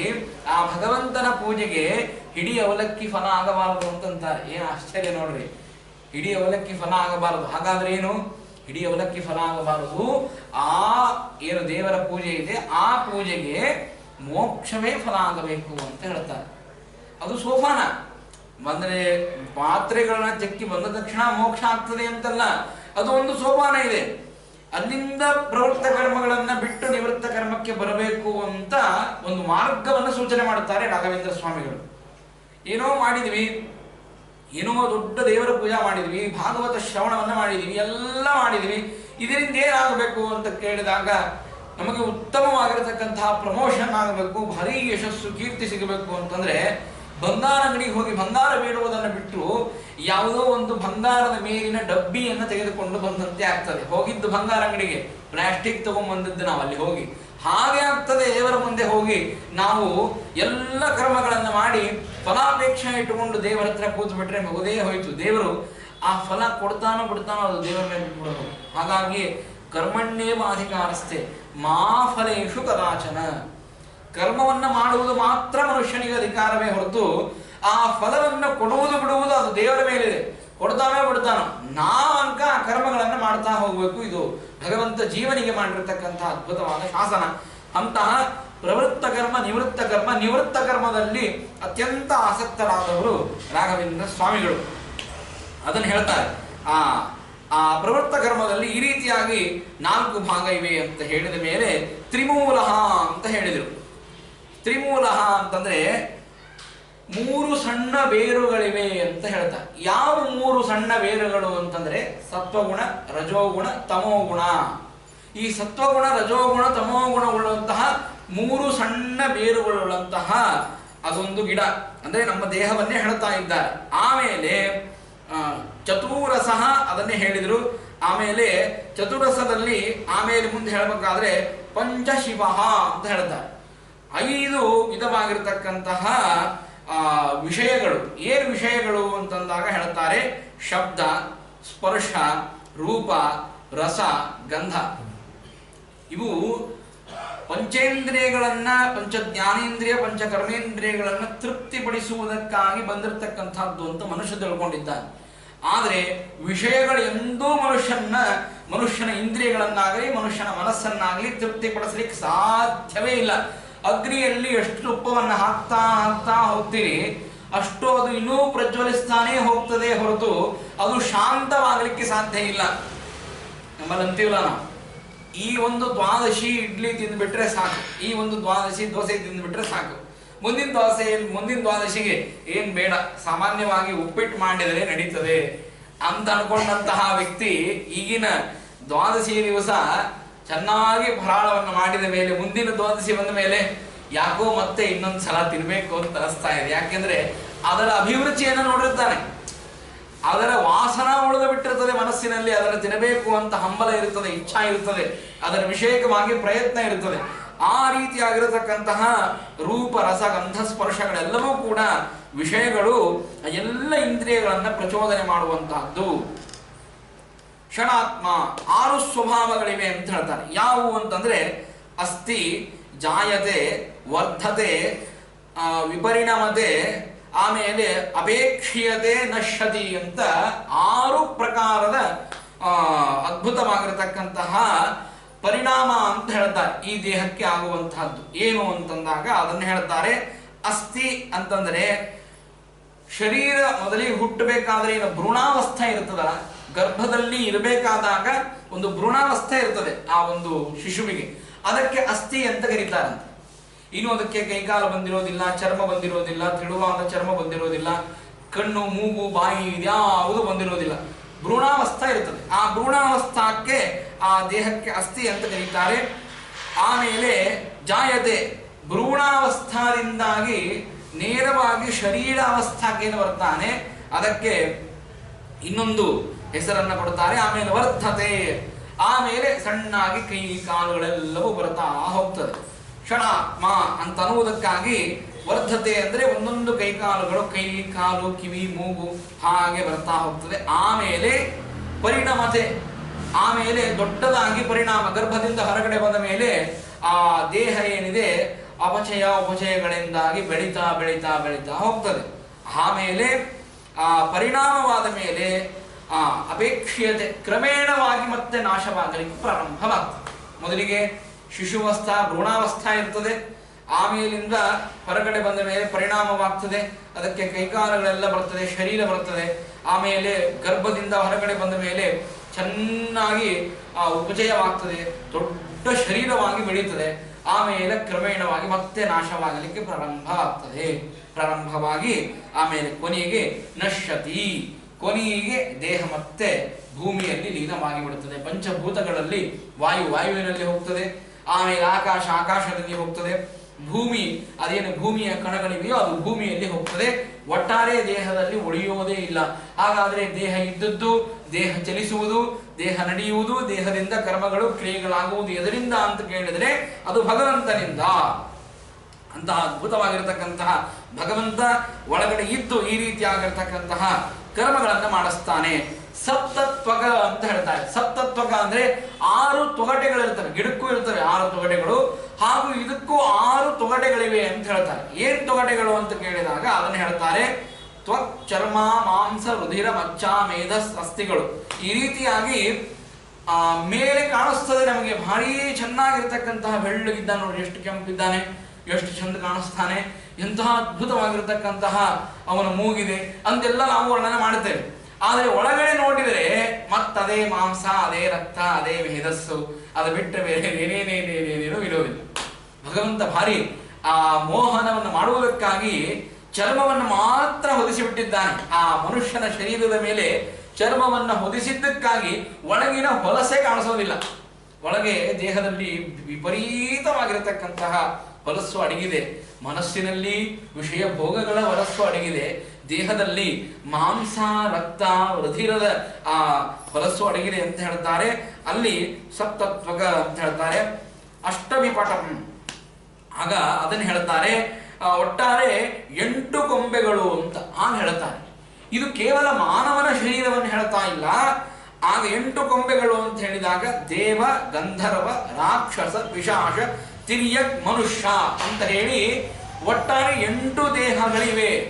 ಈ 8 ದೇಹಗಳಲ್ಲಿ ಒಂದೇ ತರಹ ಇದೆ ಅಂತ ಹೇಳ್ತಾರೆ. ಕೆಲವು ಕಡೆಗೆ ದೇವತೆಗಳ ದೇಹದಲ್ಲಿ ಸತ್ವಗುಣ ಪ್ರಚುರವಾಗಿರತಕ್ಕಂಥದ್ದು, ಆದ್ದರಿಂದಾಗಿ ಅವರು ಅಮೃತಪಾನವನ್ನು ಮಾಡಿದ್ದಾರೆ, ಆದ್ದರಿಂದಾಗಿ ಅವರ ದೇಹ ದೀರ್ಘಕಾಲದವರೆಗೆ ಇರುತ್ತದೆ. ಎಲ್ಲಿ ಮಹಾಪ್ರಳಯವಾಗ್ತದೋ ಅಲ್ಲಿ ತನಕನೂ ಅವರ ದೇಹ ದೀರ್ಘಕಾಲದ ತನಕ ಇರುವಂತಹದ್ದು. ಆ ರೀತಿಯಾಗಿ ಮನುಷ್ಯರ ತನಕನೂ ಕೂಡ ನವಾಕ್ಷಃ, ನವಾಕ್ಷಃ ಅಂದ್ರೆ 9 ರಂಧ್ರಗಳಿವೆ ಅಂತ ಹೇಳ್ತಾರೆ. ಆಮೇಲೆ 9 ಏನು ರಂಧ್ರಗಳಿವೆ ಅಂತ ಹೇಳಿದಾಗ ಆಗ ಹೇಳ್ತಾರೆ ಏನೇನು ಅಂತಂದ್ರೆ, ಆಗ 2 ಕಣ್ಣು, 2 ಕಿವಿ, 2 ಮೂಗಿನ ಸೊಳ್ಳೆಗಳು, ಬಾಯಿ, ಮಲ ಮೂತ್ರವನ್ನು ವಿಸರ್ಜನೆ ಮಾಡುವಂತಹ ಪುರಿದ್ವಾರಗಳು ಅಂತ ಏನು ನಾವು ಕರೀತೇವೆ, ಆ ರೀತಿಯಾಗಿರತಕ್ಕಂತಹ ದ್ವಾರಗಳು ಎಲ್ಲವನ್ನ ಸೇರಿದರೆ ಒಟ್ಟಾರೆ 9. ಕಠೋಪನಿಷತ್ತಿನಲ್ಲಿಯೂ ಈ ಮಾತು ಬಂದಿದೆ ಅಂತ ಹೇಳ್ತಾರೆ. ಈ ರೀತಿಯಾಗಿ 9 ನವಾಕ್ಷಃ. ಆಮೇಲೆ ನಾಭಿ ಶಿರಸ್ಸು ಅಂತ ಹಿಡ್ಕೊಂಡ್ರು ಕೂಡ 12, ಅಂದ್ರೆ 11 ಆಗ್ತದೆ ಅಂತ ಇಟ್ಕೊಂಡು 11 ದ್ವಾರಗಳು ಈ ಮನುಷ್ಯನ ದೇಹಕ್ಕೆ ಇವೆ ಅಂತ ಹೇಳ್ತಾರೆ. ಆಮೇಲೆ ದಶಚ್ಛದ ಅಂತ, ದಶಚ್ಛದ ಅಂತಂದ್ರೆ 5 ಜ್ಞಾನೇಂದ್ರಿಯ ಹಾಗೂ ಪಂಚ ಜ್ಞಾನೇಂದ್ರಿಯ, ಪಂಚ ಕರ್ಮೇಂದ್ರಿಯ ಅಂತ ನಾವೇನು ಕರಿತೇವೆ. ಆ ಪಂಚ ಜ್ಞಾನೇಂದ್ರಿಯಗಳಿಂದಾಗಿ, ಪಂಚ ಕರ್ಮೇಂದ್ರಿಯಗಳಿಂದಾಗಿ ಕೂಡಿರತಕ್ಕಂತಹ ಅದ್ಭುತವಾದ ಶರೀರ. ಈ ಜ್ಞಾನೇಂದ್ರಿಯ ಕರ್ಮೇಂದ್ರಿಯಗಳಿಗೆ ಹಿಂದೆ ಹೇಳಿರ್ತಕ್ಕಂತಹ ಎಲ್ಲ ವಿಷಯಗಳು, ಶಬ್ದ, ರಸ, ರೂಪ, ಗಂಧ ಇತ್ಯಾದಿಗಳನ್ನು ಏನು ಹೇಳಿದ್ದಾವೋ ಅದೆಲ್ಲವೂ ಕೂಡ ಇದಕ್ಕೆ ವಿಷಯಗಳನ್ನ ವರ್ಧಿಸಿ ಸಂಸಾರದಲ್ಲಿ ಉಳಿಯುವಂತೆ ಮಾಡುತ್ತದೆ. ಈ ರೀತಿಯಾಗಿ ಎಲ್ಲವನ್ನ ಹೇಳಿ ದ್ವಿಖಗಃ 2 ಪಕ್ಷಿಗಳಿವೆ ಅಂತ ಹೇಳ್ತಾರೆ. ಈ ದೇಹದಲ್ಲಿ 2 ಪಕ್ಷಿಗಳಿವೆ. ಎರಡೂ ಹೌದು. ಒಂದ್ ಕಡೆ ಇಟ್ಕೊಂಡಾಗ ಮನಸ್ಸು ಬುದ್ಧಿ ಅಂತ ಇಟ್ಕೊಳ್ಬಹುದು, ಇನ್ನೊಂದು ಕಡೆ ಇಟ್ಕೊಂಡಾಗ ಭಗವಂತ ಜೀವ ಅಂತ ಇಟ್ಕೊಳ್ಬಹುದು. ಈ ರೀತಿಯಾಗಿ ಇಟ್ಕೊಂಡಾಗ ಏನಾಗ್ತದೆ ಅಂತಂದ್ರೆ, ಒಂದು ಪಕ್ಷಿ ಹೇಳುತ್ತದೆ ನೀನು ನಿವೃತ್ತ ಕರ್ಮವನ್ನು ಮಾಡು, ನಿವೃತ್ತ ಫಲವನ್ನು ಹೊಂದು ಅಂತ. ಯಾವ ಫಲಾಪೇಕ್ಷಾ ಪಡಬೇಡ, ಯಾವ ಫಲಾಪೇಕ್ಷಾ ಪಡದೇನೆ ಕೇವಲ ಮೋಕ್ಷದ ಅಪೇಕ್ಷೆಯನ್ನು ಪಟ್ಟೆ ಮೋಕ್ಷದಲ್ಲಿ ಸಾಧನವಾಗುವಂತಹ ಏನೇನು ಮಾರ್ಗಗಳಿವೆಯೋ ಅದನ್ನೇ ಮಾಡ್ತಾ ಹೋಗುವಂತ ಒಂದು ಪಕ್ಷಿ ಹೇಳಿದರೆ, ಇನ್ನೊಂದು ಪಕ್ಷಿ ಅಂತದೆ ಸಂಸಾರಕ್ಕೆ ಬೇಕಲ್ಲಪ್ಪ ಎಲ್ಲ. ಹಾಗಾಗಿ ನಾವು ಯಜ್ಞವನ್ನು ಮಾಡುವುದಾಗಲಿ, ಪವಮಾನ ಹೋಮವನ್ನು ಮಾಡುವುದಾಗಲಿ, ದೇವರ ಅಭಿಷೇಕವನ್ನು ಮಾಡುವಾಗಲಿ, ಯಾವುದೇ ಕರ್ಮವನ್ನು ಮಾಡುವಾಗಲಿ ನಾವು ಒಂದು ಹೂವನ್ನ ದೇವರಿಗೆ ಹಾಕ್ತಾ ಇದ್ದೇವೆ ಅಂತಂದ್ರೆ ನಾವು ಆಗ ಫಲದ ಅಪೇಕ್ಷೆ ಇಟ್ಟುಕೊಂಡೇ ಆ ಹೂವನ್ನ ಹಾಕ್ತಾ ಇದ್ದೇವೆ ಅಂತ ಅರ್ಥ. ನಮ್ಮಲ್ಲಿ ಒಬ್ರು ತಿರುಪತಿ ಹೊಂಟಿದ್ರಂತೆ, ಕಥೆ ಹೇಳಿದ್ರು ಆಚಾರ್ಯರು. ತಿರುಪತಿ ಹೊಂಟಾಗ ಒಬ್ರು 1 ಲಕ್ಷ ರೂಪಾಯಿ ಕೊಟ್ರಂತೆ. ನೀವು ತಿರುಪತಿ ಹೊಂಟಿದ್ದೀರಿ ಅಂತಂದ್ರೆ 1 ಲಕ್ಷ ರೂಪಾಯಿ ಆ ಹುಂಡಿಯಲ್ಲಿ ಹಾಕಿ ಬರ್ರಿ, ದೇವರ ಹುಂಡಿಯಲ್ಲಿ ಹಾಕಿ ಬರ್ರಿ ಅಂತ. ಅವ್ರು ನಡೀತಾ ಹೋಗ್ಬೇಕು. ಆಗಿನ ಕಾಲದಲ್ಲಿ ಏನು ವಾಹನಗಳು ಇದ್ದಿದ್ದಿಲ್ಲ, ನಡೀತಾ ಹೋಗ್ಬೇಕು. ಹೋಗ್ತಾ ಇರುವಾಗ ಮಧ್ಯದಲ್ಲಿ ಒಂದು ಬ್ರಾಹ್ಮಣನ ಮನೆ ಬಂದಿದೆ. ಆ ಬ್ರಾಹ್ಮಣನ ಮನೆಯಲ್ಲಿ ಇಳ್ಕೊಂಡ್ರು. ಅದೆಲ್ಲ ಊಟ ಎಲ್ಲ ಮುಗಿಸಿಕೊಂಡು ಬ್ರಾಹ್ಮಣನ ಮನೆಯಿಂದ ಹೊರಟ್ರು. ಎಲ್ಲಿ ಹೊರಟ್ರಿ ಅಂತ ಕೇಳಿದ್ರು. ಇಲ್ಲ ತಿರುಪತಿ ಹೊಂಟಿದ್ದೇವೆ. ಯಾವ್ದಾದ್ರು ಕ್ಷೇತ್ರಕ್ಕೆ ಹೊಂಟಿದ್ದಾರೆ ಅಂತಂದ್ರೆ ಅವರ ಕೈಯಲ್ಲಿ ದಕ್ಷಿಣೆಯನ್ನು ಕೊಟ್ಟು ಆ ಕ್ಷೇತ್ರಕ್ಕೆ ಮುಟ್ಟಿಸಬೇಕು ಅಂತ ಹೇಳ್ಬೇಕಂತೆ. ಅದೊಂದು ಪದ್ಧತಿ. ಬ್ರಾಹ್ಮಣ ಹೇಳ್ತಾನೆ, ನಂದೊಂದು 1 ರೂಪಾಯಿ ಹುಂಡಿಯಲ್ಲಿ ಹಾಕ್ರಿ, ನನ್ನ ಕಡೆ ಎಷ್ಟೇ ಇರೋದು ಅದನ್ನೇ ಆ ದೇವರಿಗೆ ತಲುಪಿಸಿ ಅಂತ ಹೇಳ್ತಾನಂತೆ. ಸರಿ ಅಂತ ಹೇಳಿ ಅದನ್ನು ತೆಗೆದುಕೊಂಡು ಹೋದ ವ್ಯಕ್ತಿ 1 ಲಕ್ಷ ರೂಪಾಯಿ ಹಾಕ್ತಾನೆ. ಹಾಕಿದ್ರೆ ಅದು ಹುಂಡಿಗೆ ಹೋಗ್ತದೆ. ಇನ್ನೊಂದು ಏನ ಆ ಬ್ರಾಹ್ಮಣ ಕೊಟ್ಟಿರತಕ್ಕಂತಹ 100 ರೂಪಾಯೋ 10 ರೂಪಾಯೋ ಏನ ಆ ದುಡ್ಡು ಇರ್ತದೆ, ಅದನ್ನ ಹಾಕುವಾಗ ಹುಂಡಿಯಿಂದ ಒಂದು ಕೈ ಬಂದು ಕಸ್ಕೊಂಡು ಹೋಗ್ತದಂತೆ. ಅದನ್ನ ಬಂದು ಹೇಳ್ತಾನೆ, ಯಜಮಾನ್ರಿ ನೀವು 1 ಲಕ್ಷ ರೂಪಾಯಿ ಕೊಟ್ಟಿದ್ರಿ, ಆದ್ರೆ ಯಾವ ಹುಂಡಿಯಿಂದ ಕೈ ಬರಲಿಲ್ಲ, ಏನಿಲ್ಲ. ಆದ್ರೆ ಒಬ್ಬ ಬ್ರಾಹ್ಮಣ ನನಗೆ 10 ರೂಪಾಯಿ ಕೊಟ್ಟಿದ್ದ, ಅದನ್ನ ನಾನು ಹುಂಡಿಯಲ್ಲಿ ಹಾಕ್ಬೇಕಾದಾಗ ಒಂದು ಕೈ ಬಂದು ಕಸ್ಕೊಂಡು ಹೋಯ್ತು ಅಂತ ಆಶ್ಚರ್ಯಪಟ್ರು. ಆಮೇಲೆ ಯಜಮಾನನಿಗೆ ಕೇಳಿದ್ರು, ಯಾತ್ರಾ ಹೋದವರು ಯಜಮಾನನಿಗೆ ಕೇಳ್ತಾರೆ, ಏನಂತ ದುಡ್ಡು ಕೊಟ್ಟಿದ್ರಿ ಅಂತ ಕೇಳಿದ್ರಂತೆ. ಏನಿಲ್ಲ, ಈ 1 ಲಕ್ಷ ರೂಪಾಯಿಯನ್ನೇ 1 ಕೋಟಿ ರೂಪಾಯಿ ಮಾಡಿಕೊಡಪ್ಪ ಅಂತ ದೇವರಿಗೆ ಕೇಳಿದ್ದೆ ಅಂತ. ಅಂದ್ರೆ ನಾವು ಕೇಳೋದೇ ಹೇಗೆ, ನಾವೇನಾದ್ರೂ ಆ ಫಲದ ಅಪೇಕ್ಷಾ, ನಾವು ಕೊಡುವುದೇ ದೇವರಿಗೆ ಒಂದು ಹೂ ಆದ್ರೆ ನಮಗೆ ಒಂದು ಮಾಲಿನ್ಯ ಹಾಕಿಸು ಅಂತ ನಾವು ಕೇಳ್ತೇವೆ. ನಮಗೆ ಹೂವಿನ ಮಾಲೆ ಹಾಕಿಸ್ತಿ ಅಂತ ಆದ್ರೆ ನಿನಗೆ ಹೂವಿನ ಅರ್ಚನೆಯನ್ನ ಮಾಡ್ತೇವೆ ಅಂತ. ಹಾಗೆ ಕೇಳಿದಾಗ ದೇವರು ಹಾಗಾದ್ರೆ ಇದು ನನಗೆ ಕೊಟ್ಟಿಲ್ಲ, ಅವನು ತನ್ನ ಫಲಕ್ಕಾಗಿಯೇ ತಾನು ಕೊಟ್ಟಿದ್ದಾನೆ ಅಂತ ನಾ ಸ್ವೀಕಾರ ಮಾಡುವುದರಲ್ಲಿ ಏನೇನೂ ಅರ್ಥ ಇಲ್ಲ ಅಂತ ದೇವರು ತಗೊಳ್ಳೇ ಇಲ್ಲ. ಬ್ರಾಹ್ಮಣ ಕೇಳಿದ್ರಂತೆ, ನೀ ಏನ್ ಕೊಟ್ಟೆಪ್ಪ, ನೀ ಏನಂತ ಕೊಟ್ಟಿ ಆ ದುಡ್ಡನ್ನ ಅಂತ ಕೇಳಿದ್ರೆ ಬ್ರಾಹ್ಮಣ ಹೇಳ್ತಾನೆ, ನಂದಿದ್ರೆ ನಾನು ಕೊಡ್ಬೇಕು, ಇದು ದೇವರದೇ ಇತ್ತು, ಹಾಗಾಗಿ ದೇವರಿಗೆ ಮುಟ್ಟಿಸ್ರಿ ಅಂತ ಕೊಟ್ಟೆ. ದೇವರಂದ ನನ್ನ ದುಡ್ಡೇ ನನಗೆ ಕೊಡ್ಲಿಕ್ಕೆ ತಾನೆ, ಹಾಗಾಗಿ ನಾನೇ ಸ್ವೀಕಾರ ಮಾಡ್ತೀನಿ ಅಂತ ತಾನೇ ಬಂದು ಆ ದುಡ್ಡನ್ನು ಸ್ವೀಕಾರ ಮಾಡಿದ ಅಂತ. ಅಂದ್ರೆ ಎಂತಹ ಆಶ್ಚರ್ಯ ಇದೆ ನೋಡಿ. ಸಮರ್ಪಣೆ ಇಬ್ಬರು ಮಾಡ್ತಾರೆ. ಪ್ರವೃತ್ತ ಕರ್ಮಿಯಾದವನು ದೇವರಿಗೆ ಸಮರ್ಪಣೆಯನ್ನು ಮಾಡಿದ, ನಿವೃತ್ತ ಕರ್ಮಿಯಾದವನು ದೇವರಿಗೆ ಸಮರ್ಪಣೆಯನ್ನೇ ಮಾಡಿದರು. ಇಬ್ಬರೂ ದೇವರಿಗೆ ಸಮರ್ಪಣೆಯನ್ನು ಮಾಡಿರ್ತಕ್ಕಂಥ ವ್ಯಕ್ತಿಗಳೇ. ಆದರೆ ಎಂತಹ ಅದ್ಭುತ ಅಂತಂದ್ರೆ ದೇವರು ಅದನ್ನು ಸ್ವೀಕಾರ ಮಾಡಿದ, ಇದನ್ನು ಸ್ವೀಕಾರ ಮಾಡಲಿಲ್ಲ. ಎಂತಹ ಅದ್ಭುತ ಕರ್ಮಗಳು ಅಂತಂದ್ರೆ ಅಂತಹ ಕರ್ಮಗಳನ್ನು ಹೇಳ್ತಾರೆ. ತ್ವಮೇಕ ಏವಾಸ್ಯ ಸತಃ ಪ್ರಸೂತಿ ಸ್ಥಾನಂ ನಿಧಾನಂ ತ್ವಮನುಗ್ರಹಶ್ಚ ತ್ವನ್ಮಾಯಯ ಸೇವೃತ ಚೇತಯೇ ತ್ವಾಂ ಪಶ್ಯಂತಿ ನಾನ ನ ವಿಪಶ್ಚಿತೋ ಯೇ. ಅದ್ಭುತವಾಗಿರತಕ್ಕಂತಹ ಮಾತನ್ನು ಹೇಳ್ತಾರೆ. ತ್ವಮೇಕ ಏವಾಸ್ಯ ಸತಃ ಪ್ರಸೂತಿ. ಇದೇನು ಜಗತ್ತು ಕಾಣಿಸ್ತಾ ಇದೆ, ಇಡೀ ಜಗತ್ತಿಗೆ ಸೃಷ್ಟಿಕರ್ತನಾಗಿರತಕ್ಕಂಥವನು ನೀನೇ. ಇಡೀ ಜಗತ್ತನ್ನು ಸೃಷ್ಟಿ ಮಾಡ್ತಾನೆ ದೇವರು. ನಾವು ಬರೀ ಇಡೀ ಜಗತ್ತು ಜಗತ್ತು ಅಂತಂತೇವೆ. ಜಗತ್ತನ್ನು ಒಂದ್ಸಲ ಸುತ್ತಾಡಿ ಬಂದ್ರೆ ಗೊತ್ತಾಗ್ತದೆ ಎಂತಹ ಅದ್ಭುತವಾದ ಸೃಷ್ಟಿ ಮಾಡಿದ್ದಾನೆ ದೇವರು ಅಂತ. ಏನು ಸೃಷ್ಟಿ ದೇವರದು ಅಂತಂದ್ರೆ ಸುಮ್ಮನೆ ಹೇಳ್ತಿದ್ರು, ಮಳೆಯ ಹುಳವನ್ನ ಒಂದು ಭ್ರಮರ ಕೀಟ ತಂದಿಡ್ತದೆ. ಒಂದು ಹೊತ್ತಿನಲ್ಲಿ ಆ ಗಿಡದಲ್ಲಿ ಒಂದು ಬಿಲ ಮಾಡಿರ್ತದೆ. ಆ ಬಿಲದಲ್ಲಿ ಆ ಭ್ರಮರ ಕೀಟ ಒಂದು ಮಳೆ ಹುಳವನ್ನು ತಂದಿಡ್ತದೆ. ಇಟ್ಟು ಒಂದು 2-3 ಸಲ ಬಂದು ಭ್ರಮರ ತನ್ನ ಉಗ್ರ ರೂಪವನ್ನು ತೋರಿಸಿ ಅದಕ್ಕೆ ಹೆದರಿಸ್ತದೆ. ಮಳೆ ಹುಳಕ್ಕೆ, ಮಳೆ ಹುಳ ಅಂತ ನೋಡ್ತೇವೆ, ಹರಿದಾಡ್ತಾ ಇರ್ತವೆ ಮಳೆಯಲ್ಲಿ. ಅದಕ್ಕೆ ತನ್ನ ಉಗ್ರ ರೂಪವನ್ನು ತೋರಿಸಿ ಹೆದರಿಸ್ತದೆ. ಇದು ಭಯಪಟ್ಟು ಭಯಪಟ್ಟು ಭಯಪಟ್ಟು ಭಯಪಟ್ಟು ಭ್ರಮರ ಯಾವ ರೀತಿಯಾಗಿ ಆಕಾರದಲ್ಲಿರ್ತದೋ ಅದೇ ಆಕಾರದಲ್ಲಿ ಇದು ಪರಿಣಾಮ ಆಗಿಬಿಡುತ್ತದೆ. ಏನು ಆಶ್ಚರ್ಯ! ಬಹುಚಿತ್ರ ಜಗತ್ ಬಹುದಾಕರಣ. ಏನು ಅದ್ಭುತವಾಗಿರ್ತಕ್ಕಂತಹ ಭಗವಂತನ ಸೃಷ್ಟಿ ನೋಡ್ರಿ. ಅದು ನಾವೇನ್ ಮಾಡ್ತೇವೆ, ನಮಗೇನ್ ಗೊತ್ತಿದೆ ಸೃಷ್ಟಿ ಹೇಗಾಗ್ತದೆ. ಒಬ್ಬ ಜೀವನ ಸೃಷ್ಟಿ ಹೇಗಾಯ್ತು ಅಂತಂದ್ರೆ, ಒಬ್ಬ ಜೀವನ ಸೃಷ್ಟಿ ಹೇಗಾಯ್ತು ಅಂದ್ರೆ ಸ್ತ್ರೀ ಪುರುಷರ ಶಂಗದಿಂದಾಗಿ ಒಬ್ಬ ಜೀವನ ಸೃಷ್ಟಿ ಆಯ್ತು. ನಮ್ಗೆ ಇಷ್ಟೇ ಗೊತ್ತು. ಭಯದಿಂದಾಗಿ ಒಂದು ಜೀವನ ಸೃಷ್ಟಿ ಆಗ್ತದೆ, ಭಯದಿಂದಾಗಿ ಒಂದು ಜೀವನಲ್ಲಿ ಒಂದು ದೇಹದಲ್ಲಿ ವಿಕಾರವಾಗ್ತದೆ ಅಂತ ಅನ್ನೋದು ಗೊತ್ತಿಲ್ಲ. ಆಮೆಯನ್ನ ನೋಡ್ತೇವೆ, ಆಮೆಗೆ ಮಕ್ಕಳಾಗ್ತಾರಂತ. ಆಮೆ ಕಥೆಯನ್ನು ಹೇಳ್ತಿದ್ರು. ಆಮೆಗೆ ಮಕ್ಕಳಾಗ್ತಾರೆ. ಮಕ್ಕಳಾದ ಮೇಲೆ ಅದನ್ನು ಪಾಲನೆ ಪೋಷಣೆ ಮಾಡುವುದು ಆಮೆಗೆ ಹೇಗೆ ಗೊತ್ತು? ಆಮೆಗೆ ದಟ್ಟಾದ ಚರ್ಮ ಇದೆ, ಹಾಲನ್ನು ಕುಡಿಸ್ಲಿಕ್ಕೆ ಸಾಧ್ಯ ಇಲ್ಲ. ಅಂದಮೇಲೆ ಆಮೆ ತನ್ನ ಮಕ್ಕಳನ್ನು ಹೇಗೆ ಪಾಲನೆ ಮಾಡ್ತದೆ ಅಂತಂದ್ರೆ ಅದನ್ನು ಹೇಳ್ತಾರೆ, ಆಮೆ ಮನಸ್ಸಿನಲ್ಲಿ ಅನ್ಕೊಳ್ತದಂತೆ. ಎಂಥ ಅದ್ಭುತವಾದ ದೇವರ ಸೃಷ್ಟಿ ನೋಡ್ರಿ. ಆಮೆ ಮನಸ್ಸಿನಲ್ಲಿ ಅನ್ಕೊಳ್ತದಂತೆ, ನನ್ನ ಮಕ್ಕಳು ಎಲ್ಲಿದ್ದಾರೋ ಅವರಿಗೆ ಅಲ್ಲೇ ಒಳ್ಳೇದಾಗಲಿ ಅಂತ. ಇಷ್ಟು ಅನ್ಕೊಂಡ್ರೆ ಸಾಕು, ಆ ಮಕ್ಕಳಿಗೆ ಒಳ್ಳೇದಾಗ್ತದೆ, ಅದರ ಅಭಿವೃದ್ಧಿ ಆಗ್ತದೆ ಅಂತಂತಾರೆ. ಅಂದ್ರೆ ಆಮೆ ಅನ್ಕೊಂಡ್ರೇನೆ ಮಕ್ಕಳಿಗೆ ಒಳ್ಳೇದಾಗ್ತದೆ ಅಂತಂದ್ರೆ ಅನಂತ ಕೋಟಿ ಬ್ರಹ್ಮಾಂಡ ನಾಯಕನಾದ ದೇವರು ನಮ್ಮಂತಹ ನನ್ನನ್ನ ಭಕ್ತರು ನನ್ನ ಮೇಲೆ ಭಕ್ತಿಯನ್ನು ಮಾಡುವಂತಹ ಭಕ್ತರಿಗೆ ಒಳ್ಳೇದಾಗಲಿ ಅಂತಂದ್ರೆ ಒಳ್ಳೇದಾಗೋದಿಲ್ಲೇನು? ಆ ಆಮಿಯನ್ನ ಸೃಷ್ಟಿ ಮಾಡಿ ಆಮಿಯಲ್ಲಿಯೇ ಅಂತಹ ಶಕ್ತಿಯನ್ನ ದೇವರು ಇಟ್ಟಿದ್ದಾನೆ ಅಂತಂದ್ರೆ ಆ ಕೂರ್ಮ ಸ್ವರೂಪಿ ಆಗಿರತಕ್ಕಂತಹ ದೇವರು ಆ ಅದ್ಭುತವಾಗಿರತಕ್ಕಂತಹ ಸೃಷ್ಟಿಯನ್ನು, ಅಂದ್ರೆ ಸೃಷ್ಟಿ ಎಷ್ಟು ವಿಚಿತ್ರವಾಗಿದೆ. ಹೀಗೆ ನೋಡ್ತಾ ಹೋದಾಗ ಅನೇಕ ಸೃಷ್ಟಿಯನ್ನ ಭಗವಂತ ಮಾಡಿದ್ದಾನೆ ಜಗತ್ತಿನಲ್ಲಿ. ಇಡೀ ಸೃಷ್ಟಿ ಆ ಭಗವಂತನ ಅಧೀನವಾಗಿರತಕ್ಕಂಥದ್ದು. ಆಮೇಲೆ ಅದು ಭಗವಂತ ತನ್ನ ಇಚ್ಛೆಯಿಂದ ಯಾವ ಎಲ್ಲ ಪ್ರಕೃತಿಯನ್ನು ಬಳಸಿಕೊಳ್ಳಬೇಕು, ಮಹತ್ತತ್ವವನ್ನು ಬಳಸಿಕೊಳ್ಳಬೇಕು, ಅಹಂಕಾರ ತತ್ವವನ್ನು ಬಳಸಿಕೊಳ್ಳಬೇಕು, ಎಲ್ಲ ಪಂಚಭೂತಗಳನ್ನು ಬಳಸಿಕೊಂಡೇ ಸೃಷ್ಟಿಯನ್ನು ಮಾಡಬೇಕು ಹಾಗೇನಿಲ್ಲ. ಸ್ವತಂತ್ರವಾಗಿ ಸೃಷ್ಟಿ ಮಾಡಲಿಕ್ಕೆ ಭಗವಂತನಿಗೆ ನೇರವಾಗಿ ಶಕ್ತಿ ಸಾಮರ್ಥ್ಯ ಎಲ್ಲ ಇದ್ರೂ ಕೂಡ ವೇದಾನುಗುಣವಾಗಿ ಸ್ಮೃತಿ ಮತ್ತು ಇತಿಹಾಸ ಪುರಾಣಗಳಲ್ಲಿ ತಾನೇನು ವೇದವ್ಯಾಸ ರೂಪಿಯಾಗಿ ಸೃಷ್ಟಿಯ ವರ್ಣನೆಯನ್ನು ಮಾಡಿದ್ದಾನೋ ಅದರ ಪ್ರಕಾರವಾಗಿಯೇ ಭಗವಂತ ಸೃಷ್ಟಿಯನ್ನು ಮಾಡುತ್ತಾನೆ. ಅವನ ಆಧಾರದಿಂದಾಗಿ ಈ ಜಗತ್ತು ನಿಂತಿದೆ ಅಂತ ಹೇಳಿ, ಆದರೆ ಇನ್ನು ಕೆಲವರು ಏನ್ ತಿಳಿತಾರೆ ಅಂದ್ರೆ ಪಶ್ಯಂತಿ ನ ವಿಪಶ್ಚಿತೋಯೇ. ಇಂತಹ ಭಗವಂತನ ಸೃಷ್ಟಿಯನ್ನ ಕೆಲವರು ಈ ಭಗವಂತ ಈ ಸೃಷ್ಟಿನೇ ಮಾಡಿಲ್ಲ ಅಂತ ಹೇಳ್ತಾರೆ. ಎಂತಹ ಅಜ್ಞದೇವರು, ಎಂತಹ ಅದ್ಭುತವಾದ ಸೃಷ್ಟಿಯನ್ನ ದೇವರು ಮಾಡಿದ್ದಾನೆ. ದೇವರು ಈ ಸೃಷ್ಟಿಯನ್ನೇ ಮಾಡಿಲ್ಲ, ಮತ್ತೇನ್ರಿ ಇದೆಲ್ಲ ಸ್ವಭಾವ ಅಂತ. ಇದೆಲ್ಲ ಪ್ರಕೃತಿಯ ಸ್ವಭಾವ. ತನ್ನಷ್ಟಕ್ಕೆ ತಾನೇ ಹುಟ್ಟುತ್ತದೆ, ತನ್ನಷ್ಟಕ್ಕೆ ತಾನೇ ಲಯ ಆಗ್ತದೆ. ಅಲ್ಲಿ ಹುಚ್ಚಂತಾರೆ ಅಂದ್ರೆ ಸಾಮಾನ್ಯವಾಗಿ ಒಂದು ಮಡಿಕೆಯನ್ನು ಮಾಡಬೇಕಂದ್ರೆ ಒಬ್ಬ ಕುಂಬಾರ ಬೇಕು, ಆ ಕುಂಬಾರ ಮಡಿಕೆಯನ್ನು ಮಾಡ್ತಾನೆ ಅಂತ ನಾವು ಕೇಳ್ತೇವೆ. ಯಾರೂ ಇಲ್ಲದೇನೆ ಮಡಿಕೆ ಸೃಷ್ಟಿ ಆಗ್ಲಿಕ್ಕೆ ಸಾಧ್ಯವಾ? ಅದು ಅದರೊಳಗೂ ಬ್ರಹ್ಮಾಂಡರಿ. ಅಂತಹ ಬ್ರಹ್ಮಾಂಡವನ್ನು ತನ್ನಷ್ಟಕ್ಕೆ ತಾನೇ ಸೃಷ್ಟಿ ಆಗಲಿಕ್ಕೆ ಹೇಗೆ ಸಾಧ್ಯ ಇದೆ? ನಮ್ಮ ಕನಕದಾಸರು ಹೇಳ್ತಾರೆ, ಕಲ್ಲಿನಲ್ಲಿ ಹುಟ್ಟಿತ ಕೂಗುವ ಕಪ್ಪೆಗೆ ಅಲ್ಲಲ್ಲಿ ಆಹಾರವನ್ನಿಟ್ಟವರು ಯಾರು?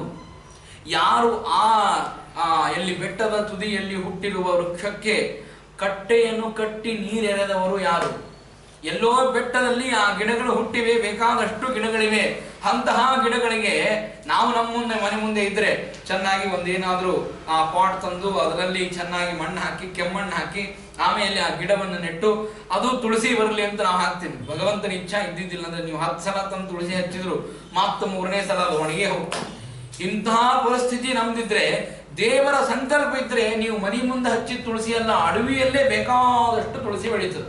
ಅಲ್ಲಿ ಯಾರು ಕಟ್ಟಿ ಕಟ್ತಾರೆ, ಅಲ್ಲಿ ಯಾರು ಕೆಮ್ಮಣ್ಣು ತಂತಾರೆ, ಯಾರು ನೀರು ಹಾಕ್ತಾರೆ, ಅಲ್ಲಿ ಅದೆಲ್ಲ ಭಗವಂತ ಮಾಡಿರ್ತಕ್ಕಂಥದ್ದು. ಹಾಗೆ ಭಗವಂತನ ಸೃಷ್ಟಿ ಇದೆ, ಅದೆಲ್ಲ ಸ್ವಾಭಾವಿಕವಾಗಿ ಆಗ್ತದೆ ಅಂತಂದ್ರೆ ಅವರು ಹುಚ್ಚರು ಅಂತಂತ. ಇನ್ನು ಕೆಲವರು ಏನಂತಾರೆ, ದೇವರು ಸೃಷ್ಟಿ ಮಾಡುವವನಲ್ಲ, ಕೇವಲ ಸ್ಥಿತಿಕರ್ತ. ಸೃಷ್ಟಿ ಮಾಡುವವರು ಬ್ರಹ್ಮದೇವರು, ನಾಶ ಮಾಡುವವರು ರುದ್ರದೇವರು. ಯಾರು ಹೇಳಿದ್ದಾರೆ? ಈ ಬ್ರಹ್ಮದೇವರಿಗೆ ಈ ರುದ್ರದೇವರಿಗೆ ಶಕ್ತಿ ಸಾಮರ್ಥ್ಯವನ್ನು ಕೊಟ್ಟು ಆ ರುದ್ರರೂಪಿಯಲ್ಲಿ ಸಂಕರ್ಷಣ ನಾಮಕನಾಗಿ ಭಗವಂತ ಇದ್ದು, ಆ ಬ್ರಹ್ಮದೇವರಲ್ಲಿ ತಾನು ಒಂದು ಅನಿರುದ್ಧ ಪ್ರದ್ಯುಮ್ನ ಸಂಕರ್ಷಣದಿಂದಾಗಿ ತಾನು 4 ರೂಪದಿಂದಾಗಿ ಇದ್ದು ಇಡೀಯಾದ ಜಗತ್ತನ್ನು ಭಗವಂತ ಸೃಷ್ಟಿ ಮಾಡುತ್ತಾನೆ. ಬ್ರಹ್ಮದೇವರೇ ಹೇಳುತ್ತಾರೆ, ನನಗೆ ಈ ಸೃಷ್ಟಿ ಮಾಡುವಂತಹ ಸಾಮರ್ಥ್ಯ ಆಗಲಿ ಶಕ್ತಿ ಆಗಲಿ ನನಗೆ ಯಾವುದೂ ಇಲ್ಲ, ಅದೆಲ್ಲ ನೀನು ನಿಂತು ಪ್ರೇರಣೆ ಮಾಡಿದ್ದಕ್ಕಾಗಿ ಆಗುವಂತಹದ್ದು. ಹಾಗಾದ್ರೆ ವೇದಗಳೆಲ್ಲ ಹೇಳ್ತಾವಲ್ಲ ಅಂತಂದ್ರೆ, ಆಗ ವೇದಗಳೆಲ್ಲ ಹೇಳಿದ್ರು ಕೂಡ ಭಗವಂತನಿಗೆ ರುದ್ರ ಅಂತೂ ಕರೀತಾರೆ, ಭಗವಂತನಿಗೆ ಬ್ರಹ್ಮ ಅಂತೂ ಕರೀತಾರೆ, ಭಗವಂತನಿಗೆ ಸಂಕರ್ಷಣ ಅಂತೂ ಕರೀತಾರೆ. ಯಾಕೆ ಅಂದ್ರೆ ಪ್ರಳಯ ಕಾಲದಲ್ಲಿ ಯಾರಿದ್ದರು? ಯಾವ ರುದ್ರದೇವರಿದ್ರು, ಯಾವ ಗರುಡ ದೇವರಿದ್ರು? ಯಾರಿದ್ರು? ವಾಯು ಇದ್ದಿದ್ದಿಲ್ಲ, ಗರುಡ ಇದ್ದಿದ್ದಿಲ್ಲ, ಇಂದ್ರ ಇದ್ದಿದ್ದಿಲ್ಲ, ಯಾರೂ ಇದ್ದಿದ್ದಿಲ್ಲ. ಆಗ ಇದ್ದದ್ದು ಒಂದೇ ಒಂದು ವೇದ, ಅನಂತವಾಗಿರತಕ್ಕಂತಹ ವೇದಾಭಿಮಾನಿಯಾಗಿರ್ತಕ್ಕಂತಹ ಲಕ್ಷ್ಮೀದೇವಿ ಇಬ್ಬರೇ ಇದ್ರು. ಅಂತಹದರೊಳಗಡೆ ಯಾರನ್ನ ಪ್ರತಿಪಾದನೆ ಮಾಡಬೇಕು ವೇದ? ಏನನ್ನು ಹೇಳಬೇಕು ವೇದ? ಇಂದ್ರನನ್ನೋ, ಚಂದ್ರನನ್ನೋ, ಸೂರ್ಯನನ್ನೋ, ವಾಯುವನ್ನು? ಯಾರು ಇಲ್ಲೇ ಇಲ್ಲ. ಯಾವ ಇಂದ್ರ, ಯಾವ ಚಂದ್ರ, ಯಾವ ಸೂರ್ಯ, ಯಾವ ರುದ್ರ, ಯಾವ ಪ್ರಜಾಪತಿ ಅಂತ ನಾವು ಕರಿತೇವೆ, ಆ ಎಲ್ಲಾ ಹೆಸರುಗಳು ದೇವರ ಹೆಸರುಗಳವರೆಲ್ಲ. ಆಮೇಲೆ ಇವರು ಹುಟ್ಟಿದ ಮೇಲೆ ಇವನಿಗೆ ಪ್ರಜಾಪತಿ, ಇವನಿಗೆ ಚಂದ್ರ, ಇವನಿಗೆ ಸೂರ್ಯ, ಇವನಿಗೆ ಇಂದ್ರ ಅಂತ ಹೆಸರಿಟ್ಟದ್ದು. ಹೇಗೆ ನಾವು ಹೆಸರಿಟ್ಕೊಂಡ್ ಬಂದೀವಲ್ಲ, ನಾವು ರಾಮ, ಕೃಷ್ಣ, ಶ್ರೀನಿವಾಸ, ಮುಕುಂದ, ಸತ್ಯಸಂಧ ಅಂತ ನಾವು ಹೇಗೆ ಹೆಸರಿಟ್ಕೊಂಡು ಬಂದೀವಿ, ಹಂಗ ಅವರಿಗೆ ಹೆಸರವ ಅಷ್ಟೇ ಹೊರತು ಸ್ವಾಭಾವಿಕವಾಗಿ ಆ ಹೆಸರು ಸಾರ್ಥಕವಾಗಿವೆ ಅಂತಲ್ಲ. ಅದೆಲ್ಲವೂ ಭಗವಂತಂದೆ ಅಂತ ಹೇಳ್ತಾರೆ. ಆಗ ವಿಮರ್ಶಿ ರೂಪಾಣ್ಯವಬೋಧ ಆತ್ಮನ್ ಕ್ಷೇಮಾಯ ಲೋಕಸ್ಯ ಚರಾಚರಸ್ಯ ಸತ್ವೋಪಪನ್ನಾನಿ ಸುಖಾನಿ ಹಾನಿ ಸತಾಮ ಭದ್ರಾಣಿ ಮುಹುಃಖಲಾಹ. ಅದ್ಭುತವಾಗಿರತಕ್ಕಂತಹ ಮಾತನ್ನು ಹೇಳ್ತಾರೆ. ವಿಮರ್ಶಿ ರೂಪಾಣ್ಯವಬೋಧ ಆತ್ಮನ್, ನಿನ್ನ ಅದ್ಭುತವಾಗಿರತಕ್ಕಂತಹ ರೂಪ, ಜ್ಞಾನಾನಂದಮಯವಾಗಿರತಕ್ಕಂತಹ ನಿನ್ನ ರೂಪ ಇಡೀ ಜಗತ್ತಿಗೆ ಕ್ಷೇಮವನ್ನು ಉಂಟು ಮಾಡುವುದಕ್ಕಾಗಿ ನೀನು ಅವತಾರ ಮಾಡಿ ಬರ್ತಾ ಇದ್ದಿ ಭಗವಂತ. ಈ ದೇವಕಿ ವಸುದೇವರಲ್ಲಿ ಅವತಾರ ಮಾಡಿ ಬರ್ತಾ ಇದ್ದಿ. ಅದು ಕ್ಷೇಮಾಯ ಲೋಕಸ್ಯ ಚರಾಚರಸ್ಯ, ಇಡೀ ಜಗತ್ತಿಗೆ ಕ್ಷೇಮವನ್ನು ಉಂಟು ಮಾಡುವುದಕ್ಕಾಗಿ. ನಿನ್ನ ಅವತಾರವೇ ಹೇಗೆ? ಬೇರೆಯವರಿಗೆ ಪೀಡಾ ಕೊಡಬೇಕು ಅಂತಲ್ಲ, ಯಾರು ಪೀಡಾ ಕೊಟ್ಟು ಪೇಡಾ ತಿಂದಿರ್ತಾರೆ ಅಂಥವರನ್ನ ಸಂಹಾರ ಮಾಡಬೇಕು ಅಂತ ಅನ್ನುವುದಕ್ಕಾಗಿ ನಿನ್ನ ಅವತಾರವಾಗಿರತಕ್ಕಂತಹ ಅದ್ಭುತವಾದ ರೂಪ. ಸತ್ವೋಪಪನ್ನಾನಿ ಸುಖಾವಹಾನಿ ಸತಾಮ ಭದ್ರಾಣಿ ಮುಹುಃಖಲಾನ. ಯಾರು ಅಸಜ್ಜನರು ಅಂತಿದ್ದಾರೆ ಅಂಥವರನ್ನ ಭಯಪಡಿಸುವುದಕ್ಕಾಗಿ, ಸಜ್ಜನರನ್ನು ರಕ್ಷಣೆ ಮಾಡುವುದಕ್ಕಾಗಿ ಸಮಸ್ತ ಗುಣಪೂರ್ಣನಾಗಿರತಕ್ಕಂತಹ ಭಗವಂತ ನಿನ್ನ ಅವತಾರವಾಗ್ತದೆ ಅಂತ ಹೇಳಿ ಅನೇಕ ಅದ್ಭುತವಾಗಿರತಕ್ಕಂತಹ ಮಾತುಗಳನ್ನು ಹೇಳ್ತಾರೆ. ಒಂದು ಮಾತನ್ನ ಹೇಳ್ತಾರೆ, ಏನು ಅಂತಂದ್ರೆ, ಯಾವುದೇ ಕೆಲಸವನ್ನು ಮಾಡಬೇಕಾದ್ರೂ ಕೂಡ ಶೃಣ್ಮನ್ ಗೃಣನ್ ಸಮಸ್ಮರಯಶ್ಚ ಚಿಂತಯನ್ ನಾಮಾನಿ ರೂಪಾಣಿ ಚ ಮಂಗಲಾನಿತೆ ಕ್ರಿಯಾಸು ಯತ್ವ ಚರಣಾರವಿಂದಯೋ ಆವಿಷ್ಟ ಚಿತ್ತೋ ನಭವಾಯ ಕಲ್ಪ್ಯತೆ. ಏನು ಅದ್ಭುತವಾಗಿರತಕ್ಕಂತಹ ಮಾತನ್ನು, ಅನೇಕ ಗುಣಗಳನ್ನು ಹೇಳಿದ್ದಾರೆ. ಮುಖ್ಯವಾಗಿ ಈ ಶ್ಲೋಕದಲ್ಲಿ ಶೃಣ್ವನ್ ಮೊದಲಿಗೆ ಹೇಳ್ತಾರೆ, ಕೇಳುವುದನ್ನ ಕಲಿಬೇಕು. ನಾವು ಕೇಳೇ ಇಲ್ಲ ಅಂದ್ರೆ ಕಲಿತೀವೇನೋ ಅಂತ. ನಮಗೆಲ್ಲ ಗೊತ್ತದ್ರಿ, ನೀವೇನು ಹೇಳ್ತೀರಿ ಆಚಾರ್ಯ, ನಮಗೆಲ್ಲ ಗೊತ್ತದೆ. ಹಾಗಾದ್ರೆ ಸರಿ, ಗೊತ್ತಿದೆಯಾ? ಗೊತ್ತಿದ್ದದ್ದನ್ನು ಆಚರಣೆ ಮಾಡ್ತೀಯಾ? ಅದನ್ನೇನು ಆಚರಣೆ ಮಾಡೋದಿಲ್ರಿ. ಗೊತ್ತಿದ್ದದ್ದನ್ನೆಲ್ಲ ಮಾಡಬೇಕು ಅಂತೇನು ನಿಯಮ ಇಲ್ಲ. ಗೊತ್ತಿದೆ ನಮಗೆ, ಅಹರಹ ಸಂಧ್ಯಾಮುಪಾಸೀತ ಅಂತ ಗೊತ್ತಿದೆ. ನಮಗೆ 3 ಹೊತ್ತು ಸಂಧ್ಯಾ ವಂದನೆ ಮಾಡಬೇಕು ಅಂತ ಗೊತ್ತಿದೆ. ಆದ್ರೆ ಮಾಡ್ತೀವಾ? ಇಲ್ಲ. ನಮಗ್ ಗೊತ್ತಿದೆ ನಿತ್ಯದಲ್ಲಿಯೂ ದೇವರ ಪೂಜೆಯನ್ನು ಮಾಡಬೇಕು ಅಂತ ಗೊತ್ತಿದೆ, ಆದ್ರೆ ಮಾಡ್ತೀವಾ? ಇಲ್ಲ. ಹಾಗಾಗಿ ಯಾರು ಹಿರಿಯರಿದ್ದಾರೆ, ಯಾರು ಮಹಾಜ್ಞಾನಿಗಳಿದ್ದಾರೆ, ಅವ್ರ ಹತ್ರ ಕೇಳಬೇಕು. ಅವ್ರ ಹತ್ರ ಕೇಳಿ ತಿಳಿಬೇಕು, ಏನು ಮಾಡುವುದರಿಂದ ಫಲ ಇದೆ, ಏನು ಭಗವಂತ ಅನುಗ್ರಹ ಆಗ್ತದೆ, ಈ ಕರ್ಮವನ್ನು ಮಾಡುವುದರಿಂದಾಗಿ ಏನು ಫಲ ಇದೆ.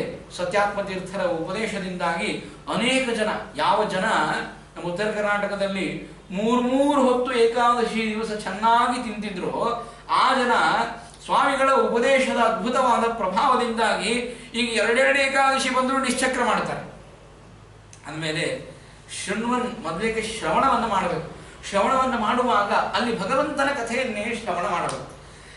ಯಾವ ಮಾತುಗಳನ್ನು ನಾವು ಕೇಳುತ್ತೇವಲ್ಲ ಆ ಎಲ್ಲ ಮಾತುಗಳು ದೇವರ ಸ್ತೋತ್ರ ಅಂತೆ ಆ ಮಾತುಗಳನ್ನು ಕೇಳಬೇಕಂತ. ಆ ಮಾತುಗಳನ್ನು ಹೇಳ್ತಾರೆ.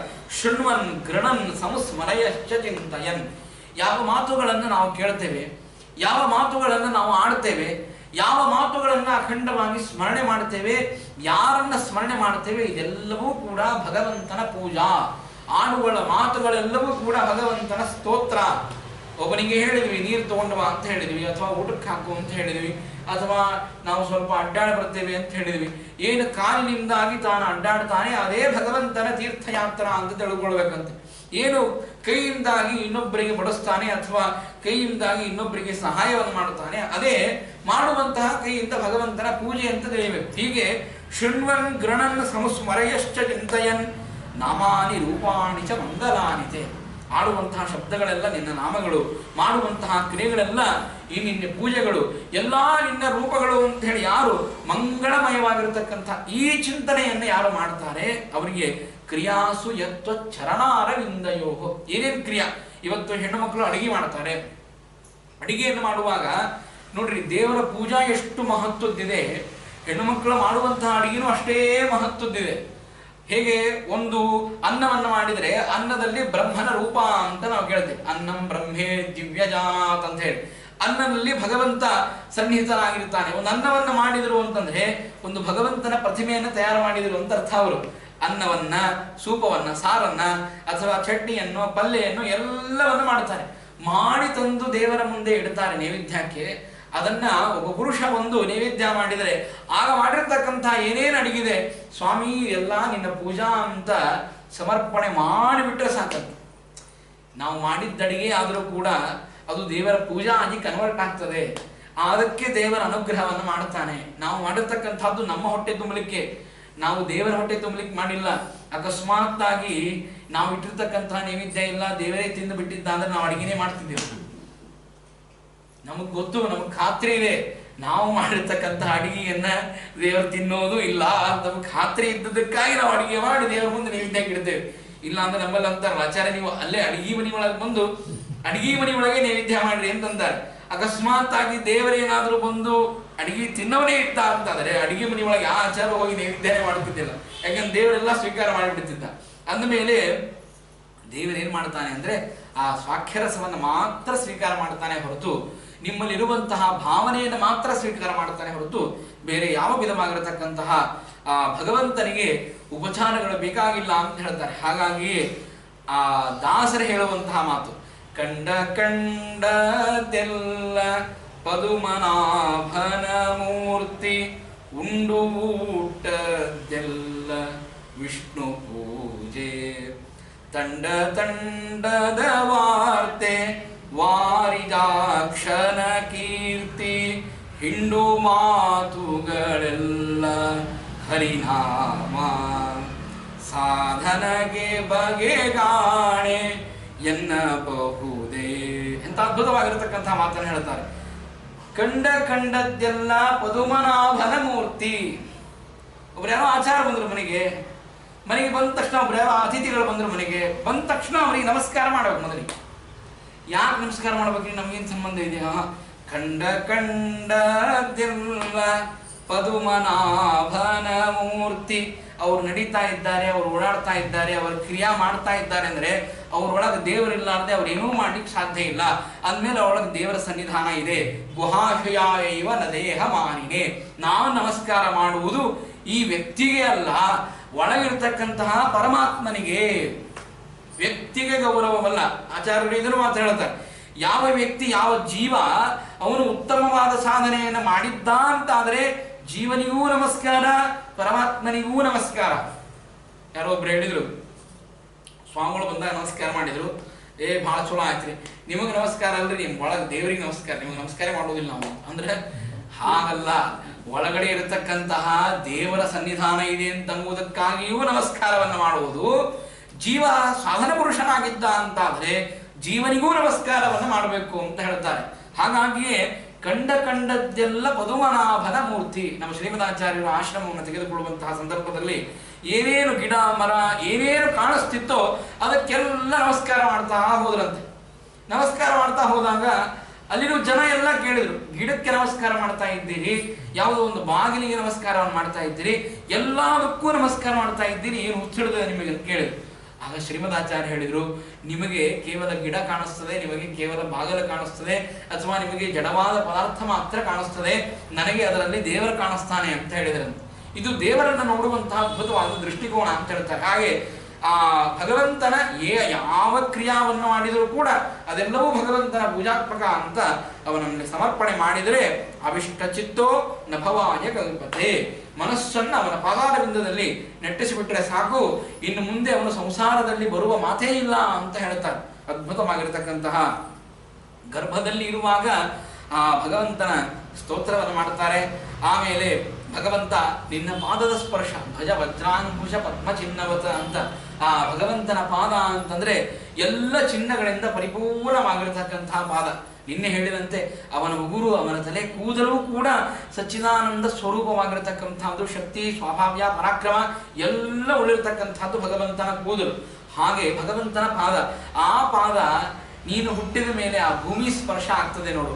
ಏನ್ ಭೂಮಿ ಪುಣ್ಯ ಮಾಡಿದ್ದೋ ಏನೋ ಗೊತ್ತಿಲ್ಲ, ಆ ನಿನ್ನ ಪಾದ ಸ್ಪರ್ಶವಾಗಿ ಭೂಮಿಯ ಭಾರ ಉದ್ಧಾರವಾಗುವುದಲ್ಲದೇನೆ ಭೂಮಿಗೂ ಉತ್ತಮವಾಗಿರತಕ್ಕಂತಹ ಮಂಗಳಕರವಾಗಿರತಕ್ಕಂತಹ ಅನುಗ್ರಹ ನಿನ್ನಿಂದ ಆಗ್ತದೆ ಅಂತ ಹೇಳಿ ಅವರು ಸ್ತೋತ್ರವನ್ನು ಮಾಡುತ್ತಾರೆ. ಆಮೇಲೆ ಭಗವಂತ ಈ ಎಲ್ಲ ದೇವತೆಗಳು ಹೇಳ್ತಾರೆ, ನತೇ ಭವಶೇಷ ಭವಸ್ಯ ಕಾರಣಂ. ಸ್ವಾಮಿ, ಇಡೀ ಜಗತ್ತಿಗೆ ಕಾರಣನಾಗಿರ್ತಕ್ಕಂತಹ ನೀನು ಇವತ್ತು ನಿನಗೆ ಕಾರಣನಾಗಿರ್ತಕ್ಕಂತಹ ವಸುದೇವ ದೇವಕಿಯರಿಗೆ ನೀನು ಕಾರಣವನ್ನು ಹುಡುಕಾಡಿ ನೀನು ಮಗನಾಗಿ ಬರ್ತಾ ಇದ್ದಿ. ಹಾಗಾಗಿ ನಿನ್ನನ್ನು ವಸ್ತುತಃ ನೋಡಿದರೆ ನಿನಗೆ ಜನ್ಮ ಮರಣಾದಿಗಳು ಸರ್ವಥಾ ಇಲ್ಲ. ಯಾರು ಅಸುರರೋ ಅವರ ಮೋಹನಕ್ಕಾಗಿ ವಿನಾ ವಿನೋದಂ ಬತ ತರ್ಕಯಾಮಹೇ. ವಿನಾ ವಿನೋದಂ, ಯಾರು ಈ ಭಗವಂತನ ಈ ರೀತಿಯಾಗಿರ್ತಕ್ಕಂತಹ ಜನ್ಮಕರ್ಮಗಳು ಇದು ವಿನೋದ, ಇದು ವಿಡಂಬ ಹೊರತು ಇದು ನಿಜವಲ್ಲ ಅಂತ ಯಾರು ತಿಳಿತಾರೆ ಅಂತವರಿಗೆ ಉದ್ಧಾರ ಇದೆ. ಇದು ಭಗವಂತ ತಾನೇ ಹುಟ್ಟಿ ಬರ್ತಾನೆ, ವಸುದೇವ ದೇವಕಿಯರಲ್ಲಿ ಹುಟ್ಟಿ ಬಂದಿದ್ದಾನೆ ಅಂತ ಯಾರಾದರೂ ತಿಳಿದರೆ ಅವರು ನಿಜವಾಗಿ ಮೋಹಿತನಾಗ್ತಾರೆ. ಅದನ್ನೇ ಭಗವಂತ ಗೀತೆಯಲ್ಲಿ ಮಾತನ್ನೇ ಹೇಳ್ತಾನೆ, ಜನ್ಮ ಕರ್ಮಚ ಮೇ ದಿವ್ಯಂ ಏವಂ ಯೋ ವೇತ್ತಿ ತತ್ವತಃ ತ್ಯಕ್ತ್ವಾ ದೇಹಂ ಪುನರ್ಜನ್ಮ ನೇತಿ ಮಾಮೇತಿ ಸೋರ್ಜುನ. ಅದ್ಭುತವಾಗಿರತಕ್ಕಂತಹ ಮಾತನ್ನು ಹೇಳ್ತಾನೆ. ದೇವರು ಹೇಳ್ತಾನೆ, ಜನ್ಮ ಕರ್ಮಚ ಮೇ ದಿವ್ಯಂ, ನನ್ನ ಜನ್ಮ ಹಾಗೂ ನಾನು ಮಾಡುವಂತಹ ಅನೇಕ ಕರ್ಮಗಳು.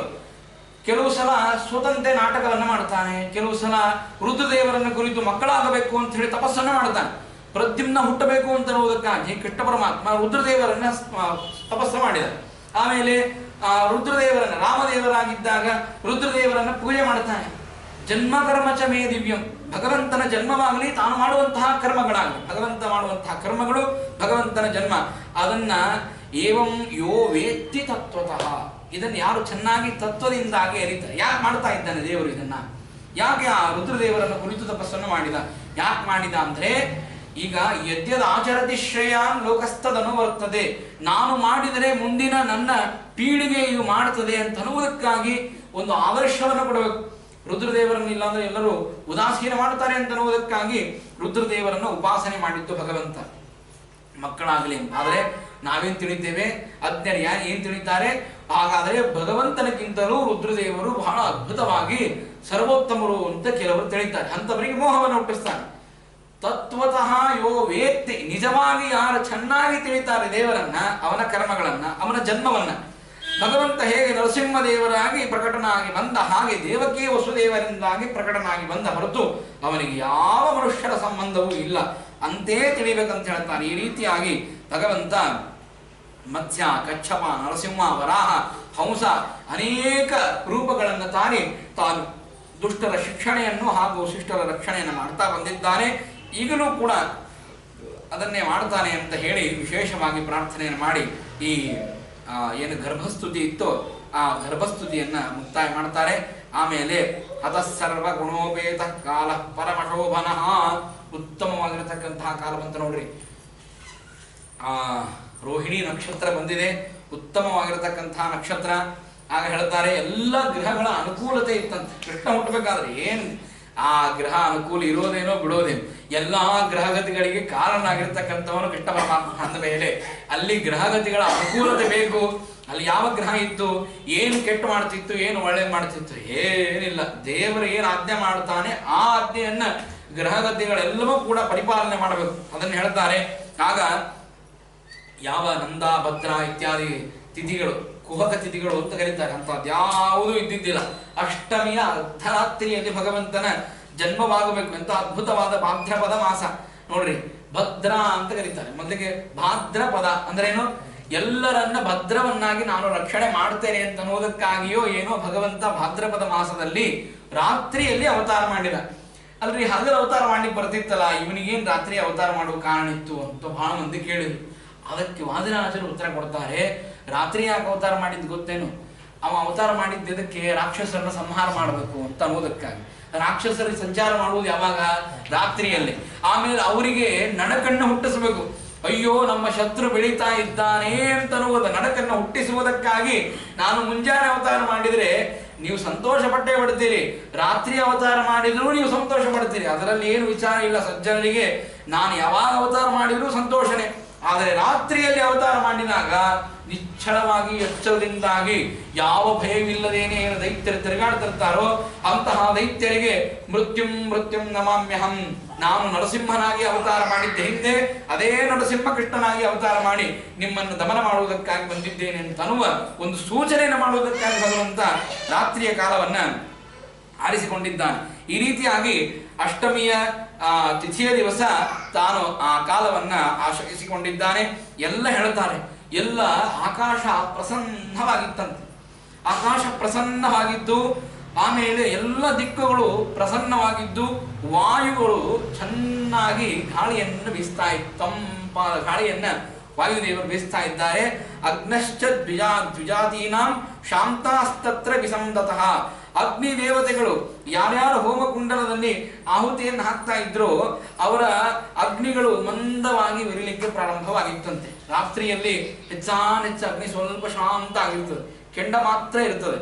ಯಾವ ಅಗ್ನಿಹೋತ್ರಿಗಳಿದ್ದಾರೆ ಅವರ ಮನೆಯಲ್ಲಿ ಕೆಂಡ ಮಾತ್ರ ಇರ್ತದೆ. ಆಗ ದೇವರ ಅವತಾರ ಮಾಡ್ತಾ ಇದ್ದಾನೆ ಅಂತ ಅನ್ನುವುದಕ್ಕಾಗಿ ಮಂದವಾಗಿ ಅಗ್ನಿ ಉರ್ಲಿಕ್ಕೆ ಪ್ರಾರಂಭವಾಗಿತ್ತು ಅಂತ ಹೇಳ್ತಾರೆ.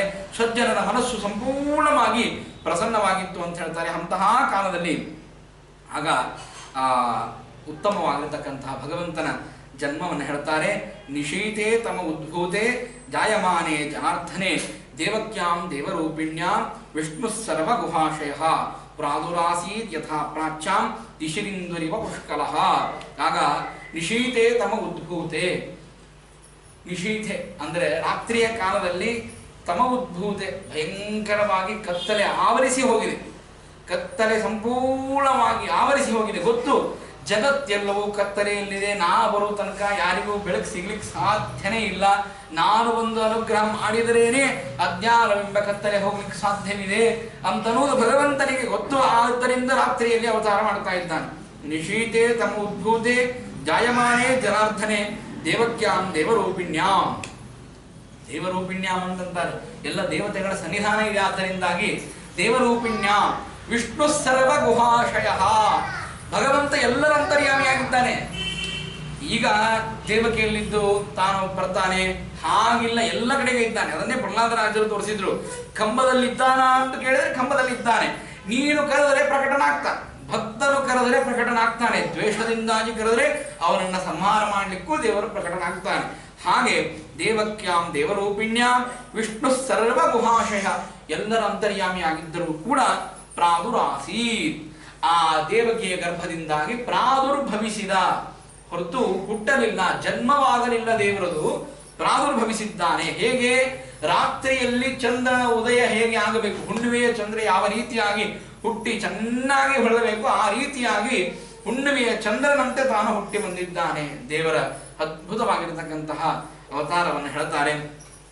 ಕೃಷ್ಣನ ಅವತಾರ ಆದ ಮೇಲೆ ಕೇಳಬೇಕೇನ್ರಿ, ಆನಕ ದುಂದುಬಿಗಳು ದೇವತೆಗಳು ಸ್ತೋತ್ರ ಮಾಡ್ತಾ ಇದ್ದಾರೆ, ಹೂ ಪುಷ್ಪದ ವೃಷ್ಟಿಯನ್ನ ಮಾಡಿದ್ದಾರೆ. ಅದ್ಭುತವಾಗಿರತಕ್ಕಂತಹ ಭಗವಂತನ ಅವತಾರವನ್ನು ಹೇಳ್ತಾರೆ.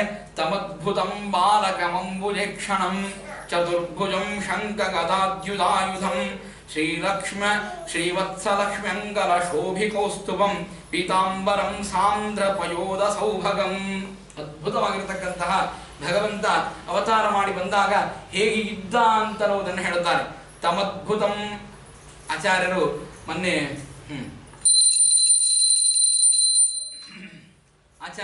ಹೇಳಿದಂತೆ ಯಾವುದೇ ದೇವರ ಅವತಾರವನ್ನು ವರ್ಣನೆ ಮಾಡಬೇಕಾದರೂ ಕೂಡ ಅದ್ಭುತ ಶಬ್ದವನ್ನ ಆಡ್ತಾರಂತೆ. ನಮ್ಮ ದ್ವಾರಕೆಯಲ್ಲಿ ಆಚಾರ್ಯರು ಉಪನ್ಯಾಸ ಮಾಡುವಾಗ ದಶಮಸ್ಕಂದವನ್ನ ಚಿಕ್ಕಾಚಾರ್ಯ ಹೇಳ್ತಾ ಇದ್ರು. ಆವಾಗ ಆಚಾರ್ಯರು ತೃತೀಯ ಸ್ಕಂದವನ್ನು ಹೇಳಬೇಕಾದರೂ ಕೂಡ ಅನೇಕ ದೇವರ ಅವತಾರಗಳು ಬರ್ತಾ ಇದ್ದಾಗ ಅದ್ಭುತ ಶಬ್ದದ ಬಗ್ಗೆ ಬಹಳ ಚೆನ್ನಾಗಿ ಹೇಳಿದ್ರು. ಅದ್ಭುತ ಅಂದ್ರೆ ಆಶ್ಚರ್ಯ ಅಂತ ಅರ್ಥ. ಆಶ್ಚರ್ಯ ಅಂದ್ರೆ ಏನು ಆಶ್ಚರ್ಯ ಅಂತಂದ್ರೆ ನಮ್ಮ ದೇಹ, ನಮ್ಮ ಇಂದ್ರಿಯಗಳು, ನಮ್ಮ ಎಲ್ಲ ಕ್ರಿಯಾಗಳು ಇದೆಲ್ಲ ದೇವತೆಗಳ ಅಧೀನವಾಗಿದೆ. ದೇವತೆಗಳೆಲ್ಲರೂ ಕೂಡ ಉಮಾದೇವಿ ಹಾಗೂ ರುದ್ರದೇವರ ಅಧೀನವಾಗಿ ಕೆಲಸವನ್ನ ಮಾಡ್ತಾರೆ. ಉಮಾದೇವಿ ದೇವತೆ ಇದ್ರು ಅಂತಾದರೆ ಆ ಎಲ್ಲ ಇಂದ್ರಿಯಾಭಿಮಾನಿ ದೇವತೆಗಳು ಕೆಲಸ ಮಾಡ್ಲಿಕ್ಕೆ ಸಾಧ್ಯ ಇದೆ. ಉಮಾದೇವಿ ಹಾಗೂ ರುದ್ರದೇವರು ಭಾರತೀಯ ಮುಖ್ಯ ಪ್ರಾಣರಿದ್ರೆ ಮಾತ್ರ ಕೆಲಸ ಮಾಡ್ಲಿಕ್ಕೆ ಸಾಧ್ಯ ಇದೆ. ಭಾರತೀಯ ಮುಖ್ಯ ಪ್ರಾಣರಿಲ್ಲ ಅಂದ್ರೆ ಅವ್ರು ಕೆಲಸ ಮಾಡ್ಲಿಕ್ಕೆ ಸಾಧ್ಯ ಇಲ್ಲ. ಈ ಭಾರತೀಯ ಮುಖ್ಯ ಪ್ರಾಣರಿಗೂ ನಿಯಾಮಕಳಾಗಿ ಲಕ್ಷ್ಮೀದೇವಿ ಇದ್ದಾಳೆ. ಆ ಲಕ್ಷ್ಮೀದೇವಿ ಇದ್ರೆ ಮಾತ್ರ ಈ ಭಾರತೀಯ ಮುಖ್ಯ ಪ್ರಾಣರು, ಅವರಿಂದ ಉಮಾದೇವತೆಗಳು, ಇಂದ್ರಿಯಾಭಿಮಾನಿ ದೇವತೆಗಳು. ಇದಕ್ಕಿಂತಲೂ ಮೀರಿ ಒಬ್ಬ ಇದ್ದಾನೆ ನೋಡ್ರಿ. ಅವನಿಗೆ ಇಂದ್ರಿಯ ಪ್ರೇರಕರಿಲ್ಲ, ಇಂದ್ರಿಯವನ್ನ ಪ್ರೇರಿಸುವಂತಹ ದೇವತೆಗಳಿಲ್ಲ. ಅವನಂತರ್ಯಾಮಿಯಾಗಿ ಕಾರ್ಯವನ್ನು ನಡೆಸುವಂತಹ ವಾಯುದೇವರು ಅವನ ಶರೀರದಲ್ಲಿ ಪ್ರವೇಶ ಮಾಡಿ ಯಾವ ಕ್ರಿಯೆಗಳನ್ನು ನಡೆಸುವುದಿಲ್ಲ. ಉಮಾದೇವಿ ರುದ್ರದೇವರು ಮನಸ್ಸಿನಲ್ಲಿ ಪ್ರವೇಶ ಮಾಡಿ, ಮಾತಿನಲ್ಲಿ ಪ್ರವೇಶ ಮಾಡಿ ಯಾವ ಮಾತುಗಳನ್ನು ಆಡಿಸುವುದಿಲ್ಲ. ಅಂದಮೇಲೆ ಯಾವ ದೇವತೆಗಳ ಸಹಾಯವನ್ನ ಪಡೆಯದೇನೆ ದೇವತೆಗಳಿಗೆ ಪುನಃ ಅನುಗ್ರಹವನ್ನು ಮಾಡಿ ತನ್ನ ಇಚ್ಛೆಯಿಂದಾಗಿ ಏನು ಜಗತ್ತನ್ನು ಅನ್ನಿಸ್ತಾನೆ ಅಂತಹ ಭಗವಂತನಿಗೆ ಅದ್ಭುತ ಅಂತಂದ್ರೆ ಇನ್ನೇನಬೇಕು? ಆಶ್ಚರ್ಯ ಅಲ್ಲ ಇದು. ಯಾರಪೇಕ್ಷಾ ಇಲ್ಲದೇನೆ ಸ್ವತಂತ್ರವಾಗಿ ಇರುವಂತಹ ಭಗವಂತನಿಗೆ ಆಶ್ಚರ್ಯ. ಹಾಗಾಗಿಯೇ ಧನ್ಯಾಶ್ಚರ್ಯ ಪರ್ವ ಅಂತ ಕರೀತಾರೆ. ಧನ್ಯೋಸಿ ಆಶ್ಚರ್ಯೋಸಿ ಅಂತ ಕೇಳ್ತಾರೆ. ನಾರದರು ಪ್ರತಿಯೊಬ್ಬರಿಗೆ ಕೇಳ್ತಾ ಹೋಗ್ತಾರೆ. ಕೂರ್ಮವನ್ನು ಹಿಡ್ಕೊಂಡು ಪ್ರಾರಂಭ ಮಾಡಿ ದಕ್ಷಿಣಾಭಿಮಾನಿಯಾಗಿರತಕ್ಕಂತಹ ಲಕ್ಷ್ಮೀದೇವಿಗಿಂತಲೂ ಪೂರ್ವದಲ್ಲಿ ದೇವರನ್ನು ಕೇಳಿ ದಕ್ಷಿಣಾಭಿಸಾಗಂ ಅಂತ ದೇವರು ಹೇಳ್ತಾನೆ. ದಕ್ಷಿಣಾಭಿಯಾಗಿರತಕ್ಕಂತಹ ಲಕ್ಷ್ಮೀದೇವಿಗಿಂತಲೂ ನಾನು ಆಶ್ಚರ್ಯ ಅಂತ ದೇವರು ಹೇಳ್ತಾನೆ. ಆ ಲಕ್ಷ್ಮೀದೇವಿಗೆ ಅನುಜ್ಞೆಯನ್ನು ಮಾಡಿ ನಾನು ಅವಳ ಕಾರ್ಯವನ್ನು ನಾನು ಮಾಡಿಸ್ತೇನೆ ಅಂತ ಈ ರೀತಿಯಾಗಿ ಅಂತಹ ತಮದ್ಭುತಂ ಅದ್ಭುತನಾಗಿರ್ತಕ್ಕಂಥ. ಹಾಗಾಗಿ ಕಲ್ಯಾಣ ಅದ್ಭುತ ಗಾತ್ರಾಯ, ಕಲ್ಯಾಣ ಅದ್ಭುತ ಗಾತ್ರಾಯ ಕಾಮಿತಾರ್ಥ ಪ್ರದಾಯಿನಿ. ದೇವರನ್ನು ಕರಿಬೇಕಾದ್ರೆ ಅಲ್ಲಿಯೂ ಕೂಡ ಅದ್ಭುತ ಅಂತ ಕರೀತಾರೆ. ನರಸಿಂಹದೇವರನ್ನು ಕರಿಬೇಕಾದ್ರೂ ಅಷ್ಟೇ. ಸತ್ಯಂ ವಿಧಾತುಂ ನಿಜ ಭೃತ್ಯ ಭಾಷಿತುಂ ವ್ಯಾಪ್ತಿಂಚ ಭೂತೇಷು ಗಿರೇಷು ಚಾತ್ಮನಃ ಅದೃಶ್ಯ ಅತ್ಯದ್ಭುತಂ ರೂಪಮುದ್ವಹಂ. ಅದ್ಭುತ ಅಂತ ಅಲ್ಲಿಯೂ ಆ ನರಸಿಂಹದೇವರನ್ನು ಹೊಗಳಬೇಕಾದರೂ ಕೂಡ ಆ ಅದ್ಭುತ ಎಂಬ ಶಬ್ದವನ್ನು ಇಟ್ಟೇ ಆ ನರಸಿಂಹದೇವರನ್ನ ಕರೆದದ್ದು. ಅಂದ್ರೆ ಭಗವಂತನನ್ನ ಇನ್ ಯಾವ ಶಬ್ದದಿಂದ ಕಳೆದರೂ ಬಹಳ ಕಮ್ಮಿ. ಆದ್ರೆ ಅದ್ಭುತ ಎನ್ನುವಂತಹ ಶಬ್ದ ಏನಿದೆ ಆ ಶಬ್ದದ ಮುಂದೆ ಇನ್ಯಾವ ಶಬ್ದವೂ ಇಲ್ಲ ಅಂತ. ಅನಿರ್ವಾಚ್ಯ ಅದ್ಭುತವಾಗಿರತಕ್ಕಂತಹ ಭಗವಂತನ ಬಾಲಕಂ ಅಂಬುಜೇಕ್ಷಣಂ. ಎಂತಹ ಕಣ್ಣು ಭಗವಂತಂದು ಅಂತಂದ್ರೆ ಅಂಬುಜೇಕ್ಷಣಂ, ಕಮಲದಂತಹ ಕಣ್ಣು. ಆ ಭಗವಂತನ ಸುಂದರವಾಗಿರ್ತಕ್ಕಂತಹ ಕೋಮಲವಾದ ಮುಖದಲ್ಲಿಯೇ ಆ ಕಣ್ಣುಗಳು. ಕೆಲವರು ಕಣ್ಣುಗಳು ನೋಡಿದ್ರೇನೆ ಹಬ್ಬ ಅನಿಸ್ಬೇಕು, ಎಂತಹ ಅದ್ಭುತವಾದ ಕಣ್ಣುಗಳಿವೆ ಅಂತ ಅಳಿರತಕ್ಕಂತಹ ಕಣ್ಣುಗಳು. ಚತುರ್ಭುಜಂ, 4 ಭುಜಗಳು ಭಗವಂತನಿಗೆ. ಏನ್ 4 ಭುಜಗಳು? ನಮ್ಮ ಮಕ್ಕಳು ಹುಟ್ಟಿದ್ರೆ ಹೇಗೆ ಹುಟ್ಟಬೇಕು ನೋಡ್ರಿ ಅಂತ ಅನಿಸ್ಬೇಕಂತ. ಭಗವಂತ ಬಂದಾಗ ಹೇಗೆ ಬಂದಿದ್ದ ಅಂತಂದ್ರೆ ಅವನಿಗೆ ಕಿರೀಟ ವಜ್ರ ಕುಂಡಲಗಳಿಂದ ಸಹಿತನಾಗಿ ಶಂಖ ಚಕ್ರ ಗದಾಧಾರಿಯಾಗಿ ಅನೇಕ ಬಂಗಾರ ಆಭರಣಗಳನ್ನ ತೊಟ್ಟೇ ಭಗವಂತ ಬಂದ. ಗರ್ಭದಿಂದ ಬರಬೇಕಾದಾಗ ಅದನ್ನೇ ಕೇಳ್ತಾರೆ ವಾದಿರಾಜರು. ಅಂದಮೇಲೆ ಕಿರೀಟ ಆಭರಣ ಶಂಖ ಚಕ್ರ ಗದಾಧಾರಿಯಾಗಿ ಬಂದಿದ್ದಾನೆ ಅಂತಂದ ಮೇಲೆ ದೇವಿಗೆ ಗರ್ಭದಲ್ಲಿ ಇವೆಲ್ಲ ಎಲ್ಲಿದ್ದು? ಅಂದಮೇಲೆ ಗರ್ಭವಾಸ ದೇವರಿಗೆ ಇಲ್ಲೇ ಇಲ್ಲ, ಪ್ರಕಟನಾಗಿದ್ದಷ್ಟೇ ಅಂತ ಆ ವಾದಿರಾಜರು ಈ ಮಾತನ್ನ ಹೇಳ್ತಾರೆ. ಹಾಗಾಗಿ ಈ ಮಾತನ್ನ ಹೇಳುವಾಗ ಅಂದ್ರೆ ದೇವರು ಹೀಗೆ ಬಂದ ನಮಗೂ ಅನಿಸ್ತದೆ, ನಮ್ಮ ಮಕ್ಕಳು ಹಂಗೆ ಬರ್ಬೇಕು ನೋಡ್ರಿ, ಒಂದ್ ಅರ್ಧ kg ಬಂಗಾರ ಹುಟ್ಟಬೇಕಾದ್ರೆ ತಂದು ಬಿಡ್ಬೇಕು ಅಂತ. ಯಾಕಂದ್ರೆ ಬಂಗಾರ ತಗೊಳ್ಳೋದೇ ಬಹಳ ಕಷ್ಟದ. ಈಗ ಬಂಗಾರದ ಸಲುವಾಗಿ 4 ಲಕ್ಷ 5 ಲಕ್ಷ ಖರ್ಚಾಗಿ ಹೋಗ್ತದೆ ಅಂತಂದ ಮೇಲೆ ನಾವು ಪ್ರಾರ್ಥನೆ ಮಾಡ್ತೀವಿ ದೇವರಿಗೆ, ಎಷ್ಟೇ ಕಷ್ಟ ಆದ್ರೂ ಚಿಂತಿಲ್ಲಪ್ಪ, ಬರಬೇಕಾದ್ರೆ ಒಂದು 4 ತೊಲಿ ಬಂಗಾರ ಹಾಕಿ ಕಳಿಸ್ಬಿಡು ಕೂಸಿಗೆ, ಮತ್ತೆ ಅದರ ಸಲುವಾಗಿ ಯಾಕೆ ಬಂಗಾರ ತಗೊಳ್ಳೋಣ ಅಂತ. ಹಾಗೆ ಯಾವ ಕೂಸುಗಳು ಬರ್ಲಿಕ್ಕೆ ಸಾಧ್ಯ ಇಲ್ಲ. ಅಂದ್ರೆ ಕೂಸು ಬರಬೇಕಾದ್ರೆ ರಕ್ತ, ರುಧಿರ, ಮಾಂಸ ಅದನ್ನು ಚೆನ್ನಾಗಿ ತೊಳೆದು ಆಮೇಲೆ ಆ ಕೂಸನ್ನು ಇಡ್ತಾರೆ. ಆದರೆ ದೇವರಿಗೆ ಇದ್ಯಾವುದರ ಲೇಪವೂ ಇಲ್ಲ ಅಂತ ಅನ್ನೋದನ್ನ ಭಾಗವತ ಹೇಳ್ತಾ ಇದೆ. ಚತುರ್ಭುಜಂ ಶಂಖ ಗದಾದ್ಯುಧಾಯುಧಂ, ಶಂಖ, ಚಕ್ರ, ಗದಾ ಇತ್ಯಾದಿಗಳನ್ನು ಹಿಡ್ಕೊಂಡು ದೇವರು ಪ್ರಕಟನಾಗಿದ್ದಾನೆ ಶಿಶುರೂಪದಲ್ಲಿ. ಶ್ರೀವತ್ಸ ಲಕ್ಷ್ಮೀಂ ಕಲಶೋಭಿ ಕೌಸ್ತುಭಂ, ಲಕ್ಷ್ಮೀದೇವಿಯ ಆವಾಸ ಸ್ಥಾನವಾಗಿರತಕ್ಕಂತಹ ವಕ್ಷಸ್ಥಳ, ಆಮೇಲೆ ಕೌಸ್ತುಭ ಮಣಿ ಭಗವಂತನಲ್ಲಿ ಹೊಡಿತಾ ಇದೆ.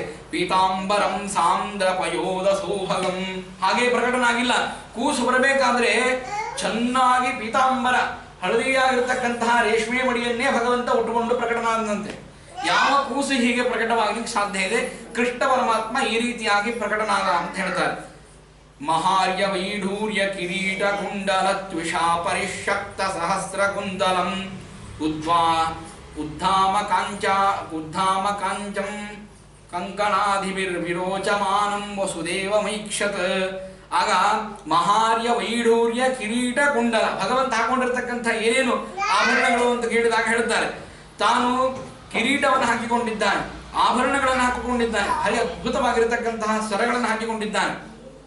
ಆಮೇಲೆ ಉಡುಧಾರ, ಬಂಗಾರದ ಉಡುಧಾರವನ್ನ ಭಗವಂತ ಹಾಕಿಕೊಂಡು ಪ್ರಕಟನಾಗಿದ್ದಾನೆ. ಅಂದ್ರೆ ದೇವರು ಪ್ರಕಟನಾಗಬೇಕಾದ್ರೆ ಎಂತಹ ಆಭರಣಗಳನ್ನು ಹಾಕಿಕೊಂಡು ದೇವರು ಪ್ರಕಟನಾಗಿದ್ದಾನೆ. ಆಗ ಇದನ್ನು ನೋಡ್ತಾನೆ ಆ ದೇವಕಿ ವಸುದೇವರು ನೋಡಿ ಭಾರೀ ಗಾಬರಿಯಾಗಿ ನಮಸ್ಕಾರ ಮಾಡ್ತಾರೆ ದೇವರಿಗೆ. ಯಾವ ಜನ್ಮದ ಪುಣ್ಯನೋ ಏನೋ ಗೊತ್ತಿಲ್ಲ, ನೀನು ಅನಂತ ಕೋಟಿ ಬ್ರಹ್ಮಾಂಡ ನಾಯಕನಾಗಿರತಕ್ಕಂತಹ ದೇವರು ಇವತ್ತು ನಮ್ಮ ಮನೆಯಲ್ಲಿ, ಅಂದ್ರೆ ಯಾವ ದೇವರು ಜಗತ್ತನ್ನ ಇಡೀ ಬ್ರಹ್ಮಾಂಡಕ್ಕೆ ತಾನು ಆಶ್ರಯನಾಗಿದ್ದಾನೆ ಅಂತಹ ದೇವರು ಆಶ್ರಯವನ್ನ ಪಡಿಲಿಕ್ಕೆ ನಮ್ಮನ್ನ ಆಶ್ರಯಿಸುತ್ತಿದ್ದಾನೆ ಅಂದ್ರೆ ಇದು ಭಾರಿ ಆಶ್ಚರ್ಯ ಅಂತ ಹೇಳಿ ಅವರೆಲ್ಲರೂ ಕೂಡ ನಮಸ್ಕಾರವನ್ನ ಮಾಡ್ತಾರೆ ಭಗವಂತನಿಗೆ. ಆಶ್ಚರ್ಯಚಕಿತರಾಗಿ ನಮಸ್ಕಾರವನ್ನ ಮಾಡಿದಾಗ ವಸುದೇವ ದೇವರನ್ನ ಸ್ತೋತ್ರ ಮಾಡ್ತಾನೆ. ಅದ್ಭುತವಾದ ಸ್ತೋತ್ರ. ವಿಜಿತೋಸಿ ಭವಾನ್ ಸಾಕ್ಷಾತ್ ಪುರುಷ ಪ್ರಕೃತಿ ಪರಃ ಕೇವಲಾನುಭವಾನಂದ ಸ್ವರೂಪ ಸರ್ವ ಬುದ್ಧಿಕೃತ. ಆಗ ಆ ವಸುದೇವ ದೇವರನ್ನ ಸ್ತೋತ್ರ ಮಾಡ್ತಾನೆ. ವಿದಿತೋಸಿ ಭವಾನ್ ಸಾಕ್ಷಾತ್, ಸ್ವಾಮಿ ನೀನು ಸಾಕ್ಷಾತ್ ನಾರಾಯಣ, ಯಾಕೆ ಈ ರೀತಿಯಾಗಿ ಪ್ರಕಟನಾದ ದೇವರು ಅಂತ ಕೇಳಿದರೆ ದೇವರು ಹೇಳ್ತಾನೆ, ಇದೇ ವಸುದೇವ ದೇವಕಿಯರು ಹಿಂದೆ ಕಶ್ಯಪ ಮತ್ತು ಅತಿಥಿಗಳಾಗಿ ಚೆನ್ನಾಗಿ ತಪಸ್ಸನ್ನು ಮಾಡಿದರು. ಆ ತಪಸ್ಸನ್ನು ಮಾಡಿದ್ದಕ್ಕಾಗಿ ಅವರಿಗೆ ವಾಮನನಾಗಿ ದೇವರು ಪ್ರಕಟನಾದ. ಆದರೆ ಸಂಸಾರ ತಪ್ಪಲಿಲ್ಲ ಅವರಿಗೆ. ಆಗಲೂ ದೇವರನ್ನ ಕೆಲವು ಸಲ ಮಕ್ಕಳನ್ನು ತಿಳಿದ್ರು, ಮಕ್ಕಳು ಅಂತ ತಿಳಿದ್ರು, ಹಾಗಾಗಿ ಸಂಸಾರದಲ್ಲಿ ಉಳಿದ್ರು. ಮತ್ತೆ ವಸುದೇವ ದೇವಕಿಯರಾಗಿ ಅವತಾರ ಮಾಡಿದರು. ದೇವರು ಹೇಳ್ತಾನೆ, ಈಗಲಾದರೂ ನಾನು ಅವತಾರ ಮಾಡಿ ಬಂದಿದ್ದೇನೆ, ಮಗ ಅಂತ ತಿಳಿಬೇಡ್ರಿ, ದೇವರು ಅಂತ ತಿಳಿದು ಉಪಾಸನೆಯನ್ನು ಮಾಡ್ರಿ ಅಂತ ಅನ್ನುವುದಕ್ಕಾಗಿ, ಸೂಚನೆಯನ್ನು ಮಾಡುವುದಕ್ಕಾಗಿ ಭಗವಂತ ಅವತಾರ ಮಾಡಿ ಬಂದಿದ್ದಾನೆ. ವಿದಿತೋಸಿ ಭವಾನ್ ಸಾಕ್ಷಾತ್ ಪುರುಷ ಪ್ರಕೃತಿ ಪರಃ ಕೇವಲ ಅನುಭವಾನಂದ ಸ್ವರೂಪ ಸರ್ವ ಬುದ್ಧಿಕೃತ. ಆಗ ನಿನ್ನ ದೇಹ ಏನಿದೆಯಲ್ಲ ಅದು ಯಾರಿಗೂ ಪ್ರತ್ಯಕ್ಷ ಗೋಚರವಾಗಲಿಕ್ಕೆ ಸಾಧ್ಯವಿಲ್ಲ. ಅದು ಕೇವಲ ಅನುಭವೈಕ ವೇದ್ಯ ಅಂತ ಕರೀತಾರೆ. ಅದು ಜ್ಞಾನಿಗಳಿಗೆ ಮಾತ್ರ ಸಾಧ್ಯ. ಅಪರೋಕ್ಷ ಜ್ಞಾನಿಗಳು ಯಾರಿದ್ದಾರೆ ಅವರು ಮಾತ್ರ ನಿನ್ನನ್ನು ನೋಡ್ಲಿಕ್ಕೆ ಸಾಧ್ಯ. ಅಂತಹ ಭಗವಂತ ನಮ್ಮಲ್ಲಿ ನಮ್ಮ ಮುಂದೆ ನಿಂತು ಇವತ್ತು ಪುರುಷನಾಮಕನಾಗಿರತಕ್ಕಂತಹ ನೀನು ನಮಗೆ ಅದ್ಭುತವಾದ ದರ್ಶನವನ್ನು ಕೊಡ್ತಾ ಇದ್ದಿ. ಇನ್ನು ಅದ್ಭುತ ದರ್ಶನಕ್ಕೆ ನಾವೆಲ್ಲರೂ ಮೆಚ್ಚಿದ್ದೇವೆ ಅಂತ ಹೇಳಿ ಸ್ತೋತ್ರವನ್ನು ಮಾಡ್ತಾನೆ. ಆ ಸ್ತೋತ್ರವನ್ನು ಮಾಡಿದಾಗ ಒಂದು ಮಾತನ್ನು ಹೇಳ್ತಾನೆ, ತ್ವಯೀಶ್ವರೇ ಬ್ರಹ್ಮಣಿನೋ ವಿರುದ್ಧತೆ. ಅಂದ್ರೆ ದೇವರ ಸೃಷ್ಟಿಯನ್ನು ಮಾಡ್ತಾನೆ. ದೇವರ ಸೃಷ್ಟಿ ಬಗ್ಗೆ ವಸುದೇವ ಸ್ತೋತ್ರವನ್ನು ಮಾಡಬೇಕಾದ್ರೆ ಈ ಮಾತನ್ನು ಹೇಳ್ತಾನೆ. ದೇವರು ಎಂತಹ ಅದ್ಭುತವಾದ ಸೃಷ್ಟಿಯನ್ನು ಮಾಡುತ್ತಾನೆ. ಆದರೆ ಕೆಲವರು ಏನ್ ತಿಳಿತಾರೆ ಅಂದ್ರೆ ದೇವರೇ ಸೃಷ್ಟಿಯನ್ನು ಮಾಡಬೇಕಾದ್ರೆ ಉಪಾದಾನ ಕಾರಣನಾದ ಅಂತ ತಿಳಿತಾರೆ. ಹೇಗೆ ಒಂದು ಗಡಿಗೆ ನಿರ್ಮಾಣವಾಗಬೇಕು ಅಂದ್ರೆ ಮಣ್ಣು ಬೇಕು. ಈ ಮಣ್ಣಿಗೆ ಏನ್ ಕರಿತೇವೆ ಅಂದ್ರೆ ಅದಕ್ಕೆ ಉಪಾದಾನ ಕಾರಣ ಅಂತ ಕರಿತೇವೆ. ಈ ಮಣ್ಣೆ ವಿಕಾರವಾಗಿ ಗಡಿಗೆ ಆಗ್ತದೆ, ಹಾಗೆ ದೇವರೇ ವಿಕಾರವಾಗಿ ಜಗತ್ತಾದ. ಇದೇನು ನಾವು ಬ್ರಹ್ಮಾಂಡವನ್ನೇ ನೋಡ್ತಾ ಇದ್ದೇವೆ. ಈ ಬ್ರಹ್ಮಾಂಡ ಇದು ದೇವರ ವಿಕಾರ, ಇದು ದೇವರ ವಿಕಾರವಾಗಿ ಇದು ಬ್ರಹ್ಮಾಂಡವೇ ದೇವರಾಗಿದೆ ಅಂತ ಕೆಲವರು ತಿಳಿತಾರೆ. ಹಾಗೆ ಸಾಧ್ಯವೇ ಇಲ್ಲ.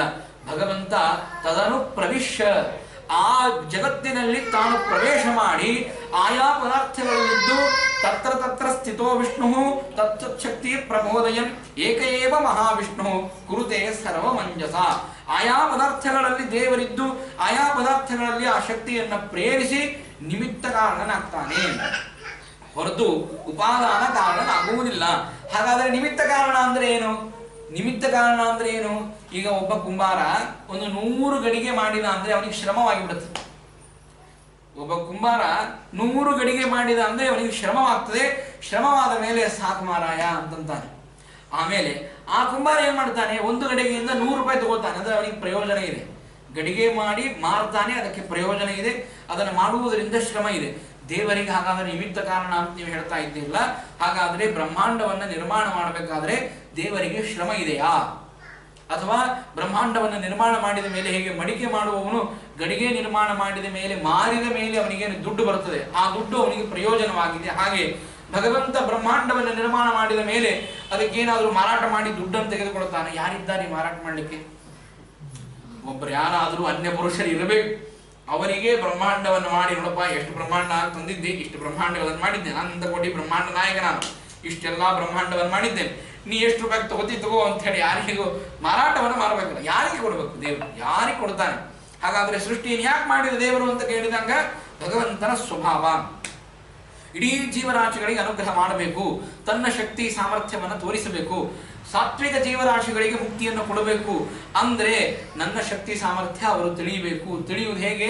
ಸೃಷ್ಟಿಯನ್ನು ಮಾಡಿದಾಗಲೇನೆ ಆ ಭಗವಂತನ ಶಕ್ತಿ ಸಾಮರ್ಥ್ಯ ತಿಳಿಯಲಿಕ್ಕೆ ಸಾಧ್ಯವಿದೆ ಅಂತನ್ನುವುದಕ್ಕಾಗಿ ದೇವರು ಜಗತ್ತನ್ನು ಸೃಷ್ಟಿ ಮಾಡುತ್ತಾನೆ ಹೊರತು ಹಾಗಾಗಿಯೇ ಪರರ ಉಪಕಾರವನ್ನ ತನ್ನ ಪ್ರಯೋಜನ ಅಂತ ದೇವರು ತಿಳಿತಾನೆ. ಪರರಿಗೆ ಆಗುವಂತಹ ಸುಖ ತನ್ನ ಸುಖ ಅಂತ ದೇವರು ತಿಳಿದು ಜಗತ್ತನ್ನು ಸೃಷ್ಟಿ ಮಾಡಿದ್ನೇ ಹೊರತು ತನಗ್ಯಾವುದೋ ಅದರಿಂದ ಪ್ರಯೋಜನವಿಲ್ಲ ಅಂತ ಈ ಮಾತನ್ನ ಚೆನ್ನಾಗಿ ತಿಳಿಸ್ತಾರೆ. ಅದ್ಭುತವಾದಂತಹ ಸ್ತೋತ್ರವನ್ನ ಮಾಡಿ ಮುಗಿಸಿದ ಮೇಲೆ ದೇವಕಿ ಮತ್ತೆ ದೇವರ ಸ್ತೋತ್ರವನ್ನು ಮಾಡ್ತಾರೆ. ಅದ್ಭುತವಾಗಿರತಕ್ಕಂತಹ ದೇವರ ಸ್ತೋತ್ರ. ಅಲ್ಲಿ ಯೋಯಂ ಕಾಲಸ್ತಸ್ಯತೆ ವ್ಯಕ್ತ ಬಂದು ಚೇಷ್ಟಾಮಾಹು ಚೇಷ್ಟತೆ ಏನ ವಿಶ್ವಂ ನಿಮೇಷಾದಿನಿ ವತ್ಸರಾಂತೋ ಮಹೀಯಾಂ ತ್ವಂ ತೇಷಾನಂ ಕ್ಷೇಮಧಾಮಂ ಪ್ರಪದ್ಧೆ. ಏನು ಅದ್ಭುತವಾಗಿರತಕ್ಕಂತಹ ಸ್ತೋತ್ರ. ಇದೆಲ್ಲ ಪಂಚಾಂಗದಲ್ಲಿ ಆದಿ ಶ್ಲೋಕದಲ್ಲಿ ಬರುವಂತಹದ್ದು. ದೇವರು ಕಾಲಕ್ಕೆ ನಿಯಾಮಕನಾಗಿದ್ದಾನೆ, ಕಾಲಾಂತರ್ಯಾಮಿಯಾಗಿದ್ದಾನೆ, ಕಾಲವನ್ನು ನಡೆಸ್ತಾನೆ, ಕಾಲನಾಮಕನಾಗಿದ್ದಾನೆ ದೇವರು. ಕಾಲವನ್ನು ಮೀರ್ಲಿಕ್ಕೆ ಯಾರಿಂದ ಸಾಧ್ಯ ಇದೆ ಹೇಳ್ರಿ? ಏನಾದರೂ ತರಬಹುದು ಅಂತ ಹೇಳ್ತಾರೆ. ಯಾಗತ ಸಾಗತೈವ ಅಂತ. ದುಡ್ಡು ಹೋಗಿದ್ರೆ ದುಡ್ಡನ್ನು ಸಂಪಾದನೆ ಮಾಡಿ ತರಬಹುದು. ಆರೋಗ್ಯ ಕಳ್ಕೊಂಡಿದ್ರೆ ಆರೋಗ್ಯವನ್ನ ವೈದ್ಯರಿಂದ ಔಷಧಿಯನ್ನು ಪಡೆದು ಮತ್ತೆ ಆರೋಗ್ಯವನ್ನ ಗುಣ ಮಾಡಿಕೊಳ್ಳಬಹುದು. ನಮ್ಮ ದೇಹದಲ್ಲಿ ರೋಗವಾಗಿದ್ದರೆ ಗುಣ ಮಾಡಿಕೊಳ್ಳಬಹುದು.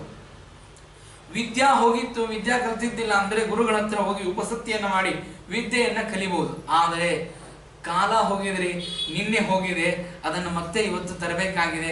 ಯಾರತ್ರ ಹೋಗಿ ನಿನ್ನೆ ಹೋದಂತಹ ಕಾಲವನ್ನ ಇವತ್ತು ತರಬೇಕು ಅಂತಂದ್ರೆ ಯಾರತ್ರ ಹೋಗಿ ಶರಣಾಗತರಾಗಬೇಕು ಅಂತ ಕೇಳಿದ್ರೆ, ಯಾರತ್ರ ಹೋದರೂ ಆ ಕಾಲ ಹೋದಂತಹ ಕಾಲವನ್ನ ಮತ್ತೆ ಮರಳಿ ತರಲಿಕ್ಕೆ ಯಾರೂ ಔಷಧ ಕೊಡುವವರಿಲ್ಲ. ಅಂತಹ ಕಾಲವನ್ನೇ ಸೃಷ್ಟಿ ಮಾಡಿ ಕಾಲಕ್ಕೆ ನಿಯಾಮಕರಾಗಿರತಕ್ಕಂಥವನು ದೇವರು. ಕಾಲಕ್ಕೆ ನಿಯಾಮಕ ಅಂದ್ರೆ ಏನು? ಕಾಲಕ್ಕೆ ನಿಯಾಮಕ ಅಂದ್ರೆ ಏನು ಅಂದ್ರೆ ಅದು ಹೇಳ್ತಾರೆ. ನಮ್ಮಲ್ಲಿ ಕಾಲಕೃತ ವಿಕಾರ ಅಂತ ಆಗ್ತದೆ. ನಮ್ಮಲ್ಲಿ ದೇಶಕೃತ ವಿಕಾರ, ಕಾಲಕೃತ ವಿಕಾರ ಅಂತ 2 ವಿಕಾರಗಳಿವೆ. ಕೆಲವರು ನೋಡ್ರಿ, ನೀವು ಎಲ್ಲಾದರೂ ಬದಲಿಗೆ ಹೋದರೆ ಕೆಲವು ಸಲ ಥಂಡಿ ತಡೆಯೋದಿಲ್ಲ ಅವರಿಗೆ, ಏನೋ ಮೈಯಲ್ಲಿ ವಿಕಾರವಾಗಲಿಕ್ಕೆ ಪ್ರಾರಂಭವಾಗ್ತದೆ. ಅದು ದೇಶಕೃತ ವಿಕಾರ ಅಂತಂದ್ರೆ. ಕಾಲಕೃತ ವಿಕಾರ ಅಂದ್ರೆ ಏನು? ಈಗ ಕಾಲ ಹೇಗೆ ನಶಿಸ್ತಾ ಹೋಗ್ತದೆ, ಒಬ್ಬರಿಗೆ 30 ವರ್ಷ ಆದ ಮೇಲೆ ಅಥವಾ 40 ವರ್ಷ ಆದ ಮೇಲೆ 50 ವರ್ಷ ಆದ ಮೇಲೆ ಬಿಳಿ ಕೂದಲಾಗಲಿಕ್ಕೆ ಪ್ರಾರಂಭವಾಗ್ತದೆ, ಅಥವಾ ಹಲ್ಲು ಮುರಿಲಿಕ್ಕೆ ಪ್ರಾರಂಭವಾಗ್ತದೆ, ಅಥವಾ ಮೈಯಲ್ಲಿ ಶಕ್ತಿ ಕ್ಷೀಣವಾಗಲಿಕ್ಕೆ ಪ್ರಾರಂಭವಾಗ್ತದೆ. ಇದು ನಮ್ಮಲ್ಲಿ ಕಾಲಕೃತವಾದಂತಹ ವಿಕಾರ. ಇದು ಯಾವುದೂ ಭಗವಂತನಿಗೆ ಆಗುವುದಿಲ್ಲ. ಏಕಪ್ರಕಾರನಾಗಿ ದೇವರಿರ್ತಾನೆ. ಅನಂತ ಕಾಲದಿಂದ ಅನಾದಿ ಕಾಲದವರೆಗೂ ಕೂಡ ಭಗವಂತನಿಗೆ ಕಾಲಕೃತವಾದ ವಿಕಾರವೇ ಇಲ್ಲ. ಅವನಿಗೆ ಮುಪ್ಪಾಯಿತು, ಅವನಿಗೆ ಹೀಗೆ ಶೈಶವಾವಸ್ಥಾದಲ್ಲಿದ್ದ, ಆಮೇಲೆ ಯೌವನಾವಸ್ಥಾದಲ್ಲಿ ಬಂದ, ಆಮೇಲೆ ವೃದ್ಧಾಪ್ಯಾವಸ್ಥಾದಲ್ಲಿ ದೇವರು ಬಂದ.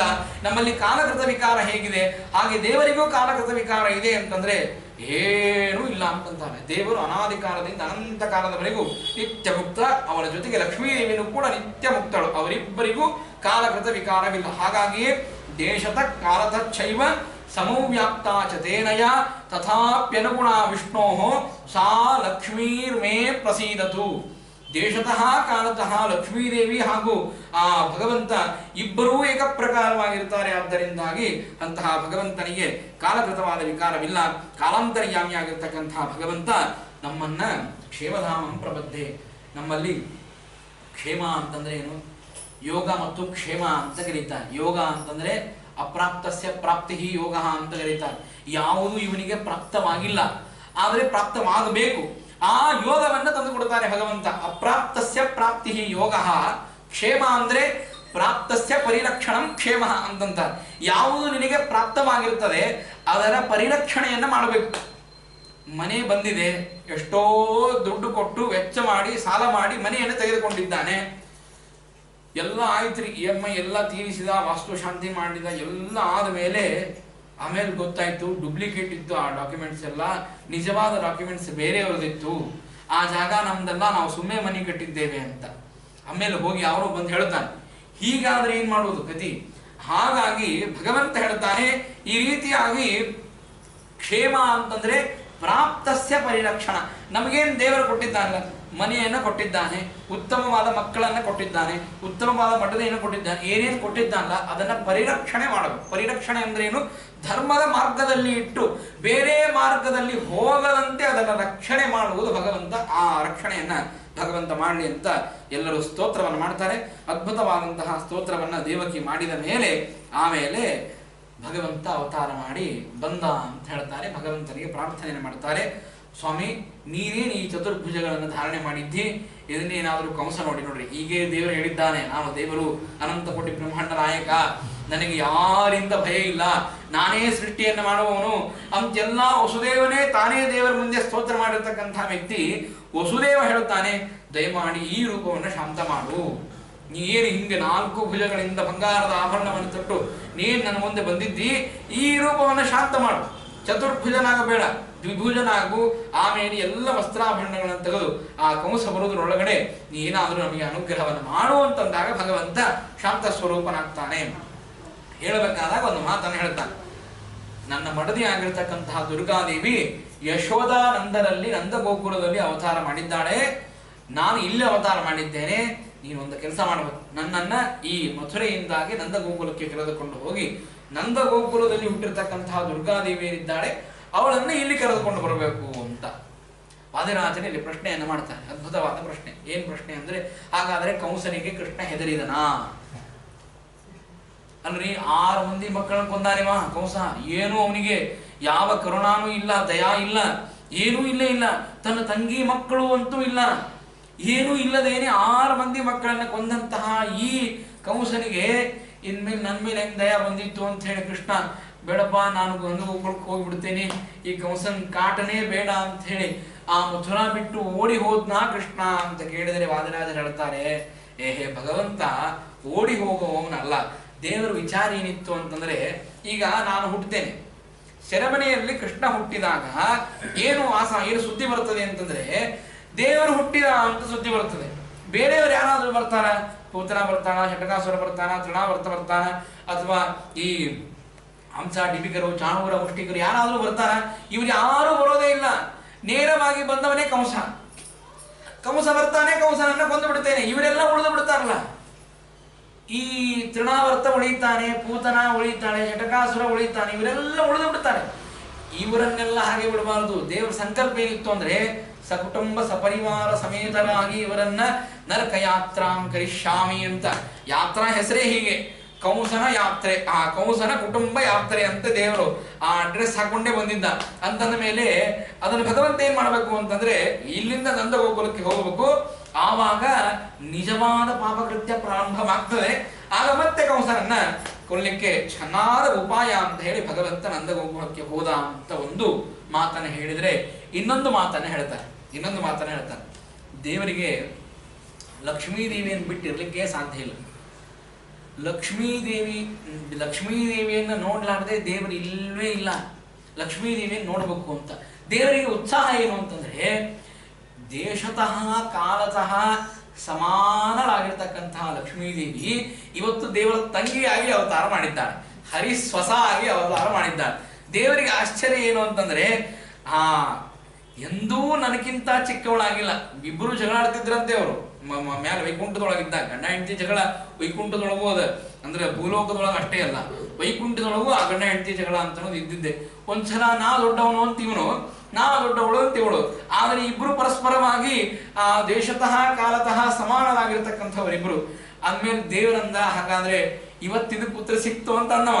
ನನಗಿಂತ ಸಣ್ಣವಳಾಗಿ ದುರ್ಗಾದೇವಿ ಅವತಾರ ಮಾಡಿದ್ದಾಳೆ, ಅವಳನ್ನು ನೋಡಿ ನಾನು ಅಂಗಿಸಿ ಬರಬೇಕು, ನನಗಿಂತ ಸಣ್ಣವಳಾಗಿ ನೀ ಅವತಾರ ಮಾಡಿ ಅಂತ ಹೇಳಿ ಅದನ್ನ ನೋಡುವುದಕ್ಕಾಗಿ ದೇವರು ಆ ಮಥುರೆಯನ್ನು ಬಿಟ್ಟು ನಂದಗೋಕುಲಕ್ಕೆ ಬಂದ ಅಂತ. ಹಾಗಾದ್ರೆ ದುರ್ಗಾದೇವಿ ಯಾಕೆ ನಂದಗೋಕುಲದಿಂದ ಮಥುರೆಗೆ ಬಂದ್ಲು ಅಂತ ಕೇಳಿದ್ರೆ ವಾದಿರಾಜರು ಇನ್ನೊಂದು ಹೇಳ್ತಾರೆ, ಆ ದೇವರ ಆ ಸಣ್ಣ ರೂಪವನ್ನು ನಮ್ಮ ಮನೆಯವರು ಈ ಸಣ್ಣ ಕೂಸಾಗಿ ಇದ್ದದ್ದನ್ನ ಲಕ್ಷ್ಮೀದೇವಿಗೆ ನೋಡ್ಲಿಕ್ಕೆ ಆಗ್ಲಿಲ್ಲ ಅಂತ. ಎಂತಹ ನಮ್ಮ ಮನೆಯವರು ಏನು ವಿರಾಟ್ ರೂಪ ಅಂತ ಹೇಳ್ತಾರೆ.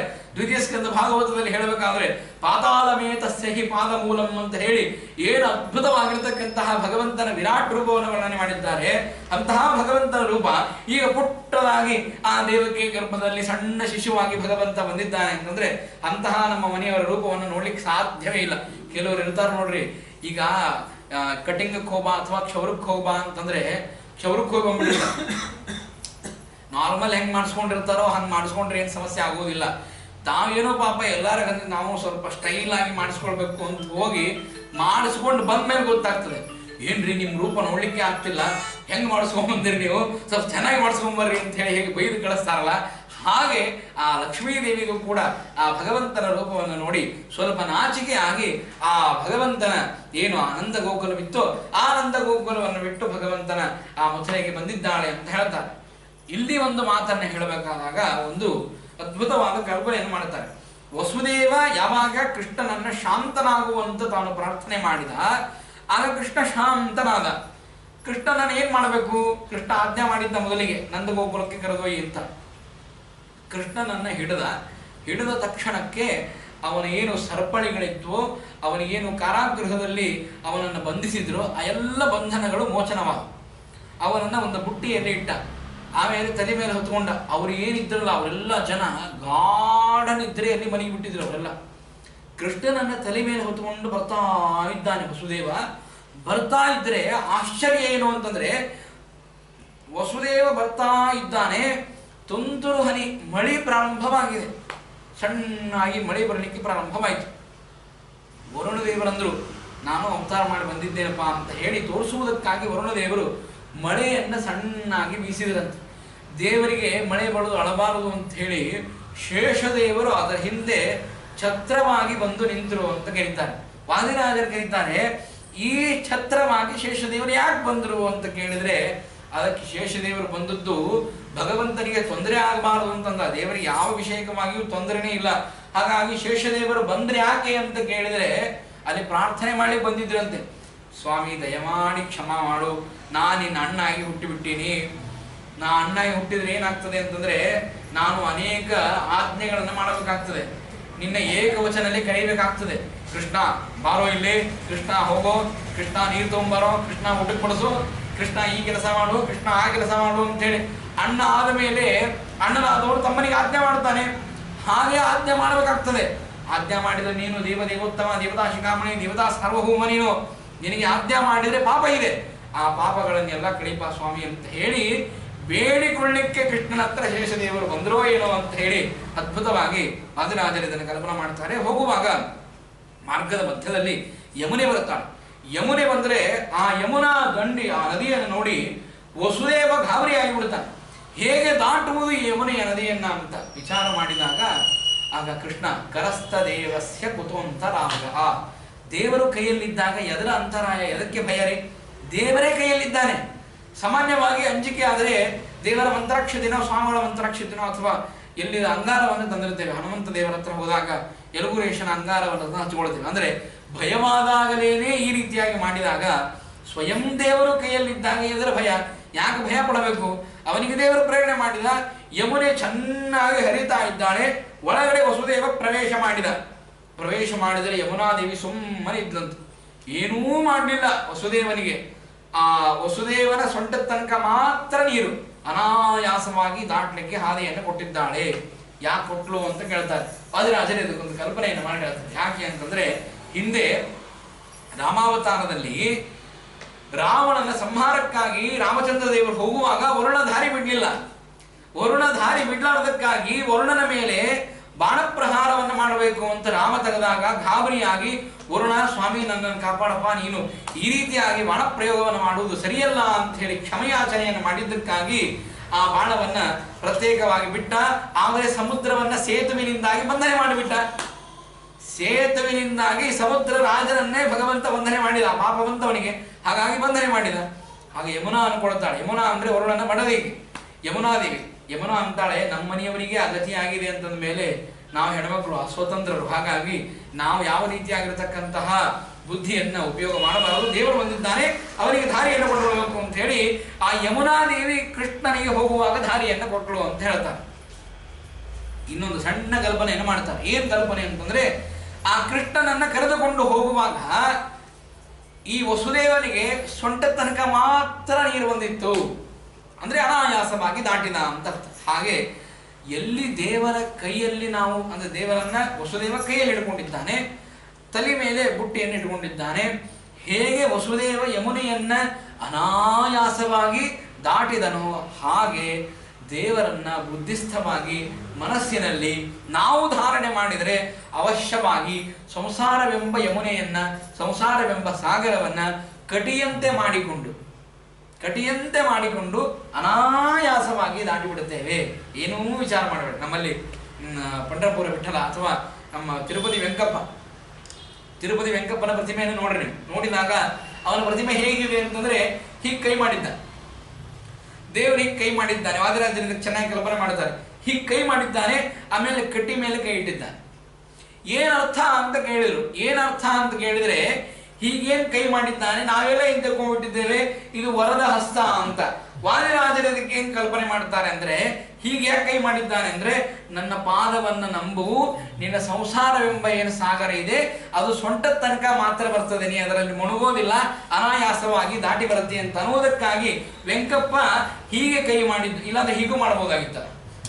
ವೆಂಕಪ್ಪ ಹೀಗೆ ಯಾಕೆ ಮಾಡಿಲ್ಲ, ಹೀಗೆ ಯಾಕೆ ಮಾಡಿದ್ದು ಅಂದ್ರೆ, ನನ್ನ ಪಾದವನ್ನ ನಂಬಿದಾಗ ಸಂಸಾರವೆಂಬ ಸಾಗರ ಕಟಿಯ ಪ್ರದೇಶ ಮಾತ್ರಕ್ಕೆ ಬರ್ತದೆ, ನೀ ಅದರಲ್ಲಿ ಮುಳುಗೋದಿಲ್ಲ, ಅನಾಯಾಸವಾಗಿ ದಾಟಿ ಬರುತ್ತಿ ಅನ್ನುವ ಸೂಚನೆಯನ್ನ ವೆಂಕಪ್ಪ ಹೇಗೆ ತೋರಿಸಿದನೋ ಹಾಗೆ ಈ ಕೃಷ್ಣ ಪರಮಾತ್ಮನನ್ನ ಕರೆದುಕೊಂಡು ಹೋಗುವಾಗಲೂ ಕೂಡ ಕಟಿಮಧ್ಯ ಪ್ರದೇಶದಲ್ಲಿ ಮಾತ್ರ ಆ ಯಮುನೆ ಬಂದೇ ಹೊರತು ಎಂದೂ ಆ ವಸುದೇವರನ್ನ ಮುಳುಗಿಸುವ ಪ್ರಯತ್ನವನ್ನ ಮಾಡಲಿಲ್ಲ.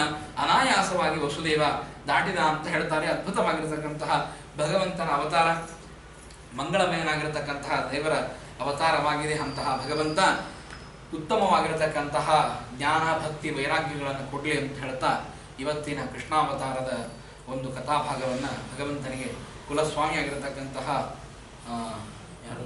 ರುಕ್ಮಿಣಿ ಪಾಂಡುರಂಗನಿಗೆ ಸಮರ್ಪಣೆ ಮಾಡ್ತಾ ಇದ್ದೇನೆ. ಶ್ರೀಕೃಷ್ಣ ಪಣಮಸ್ತು.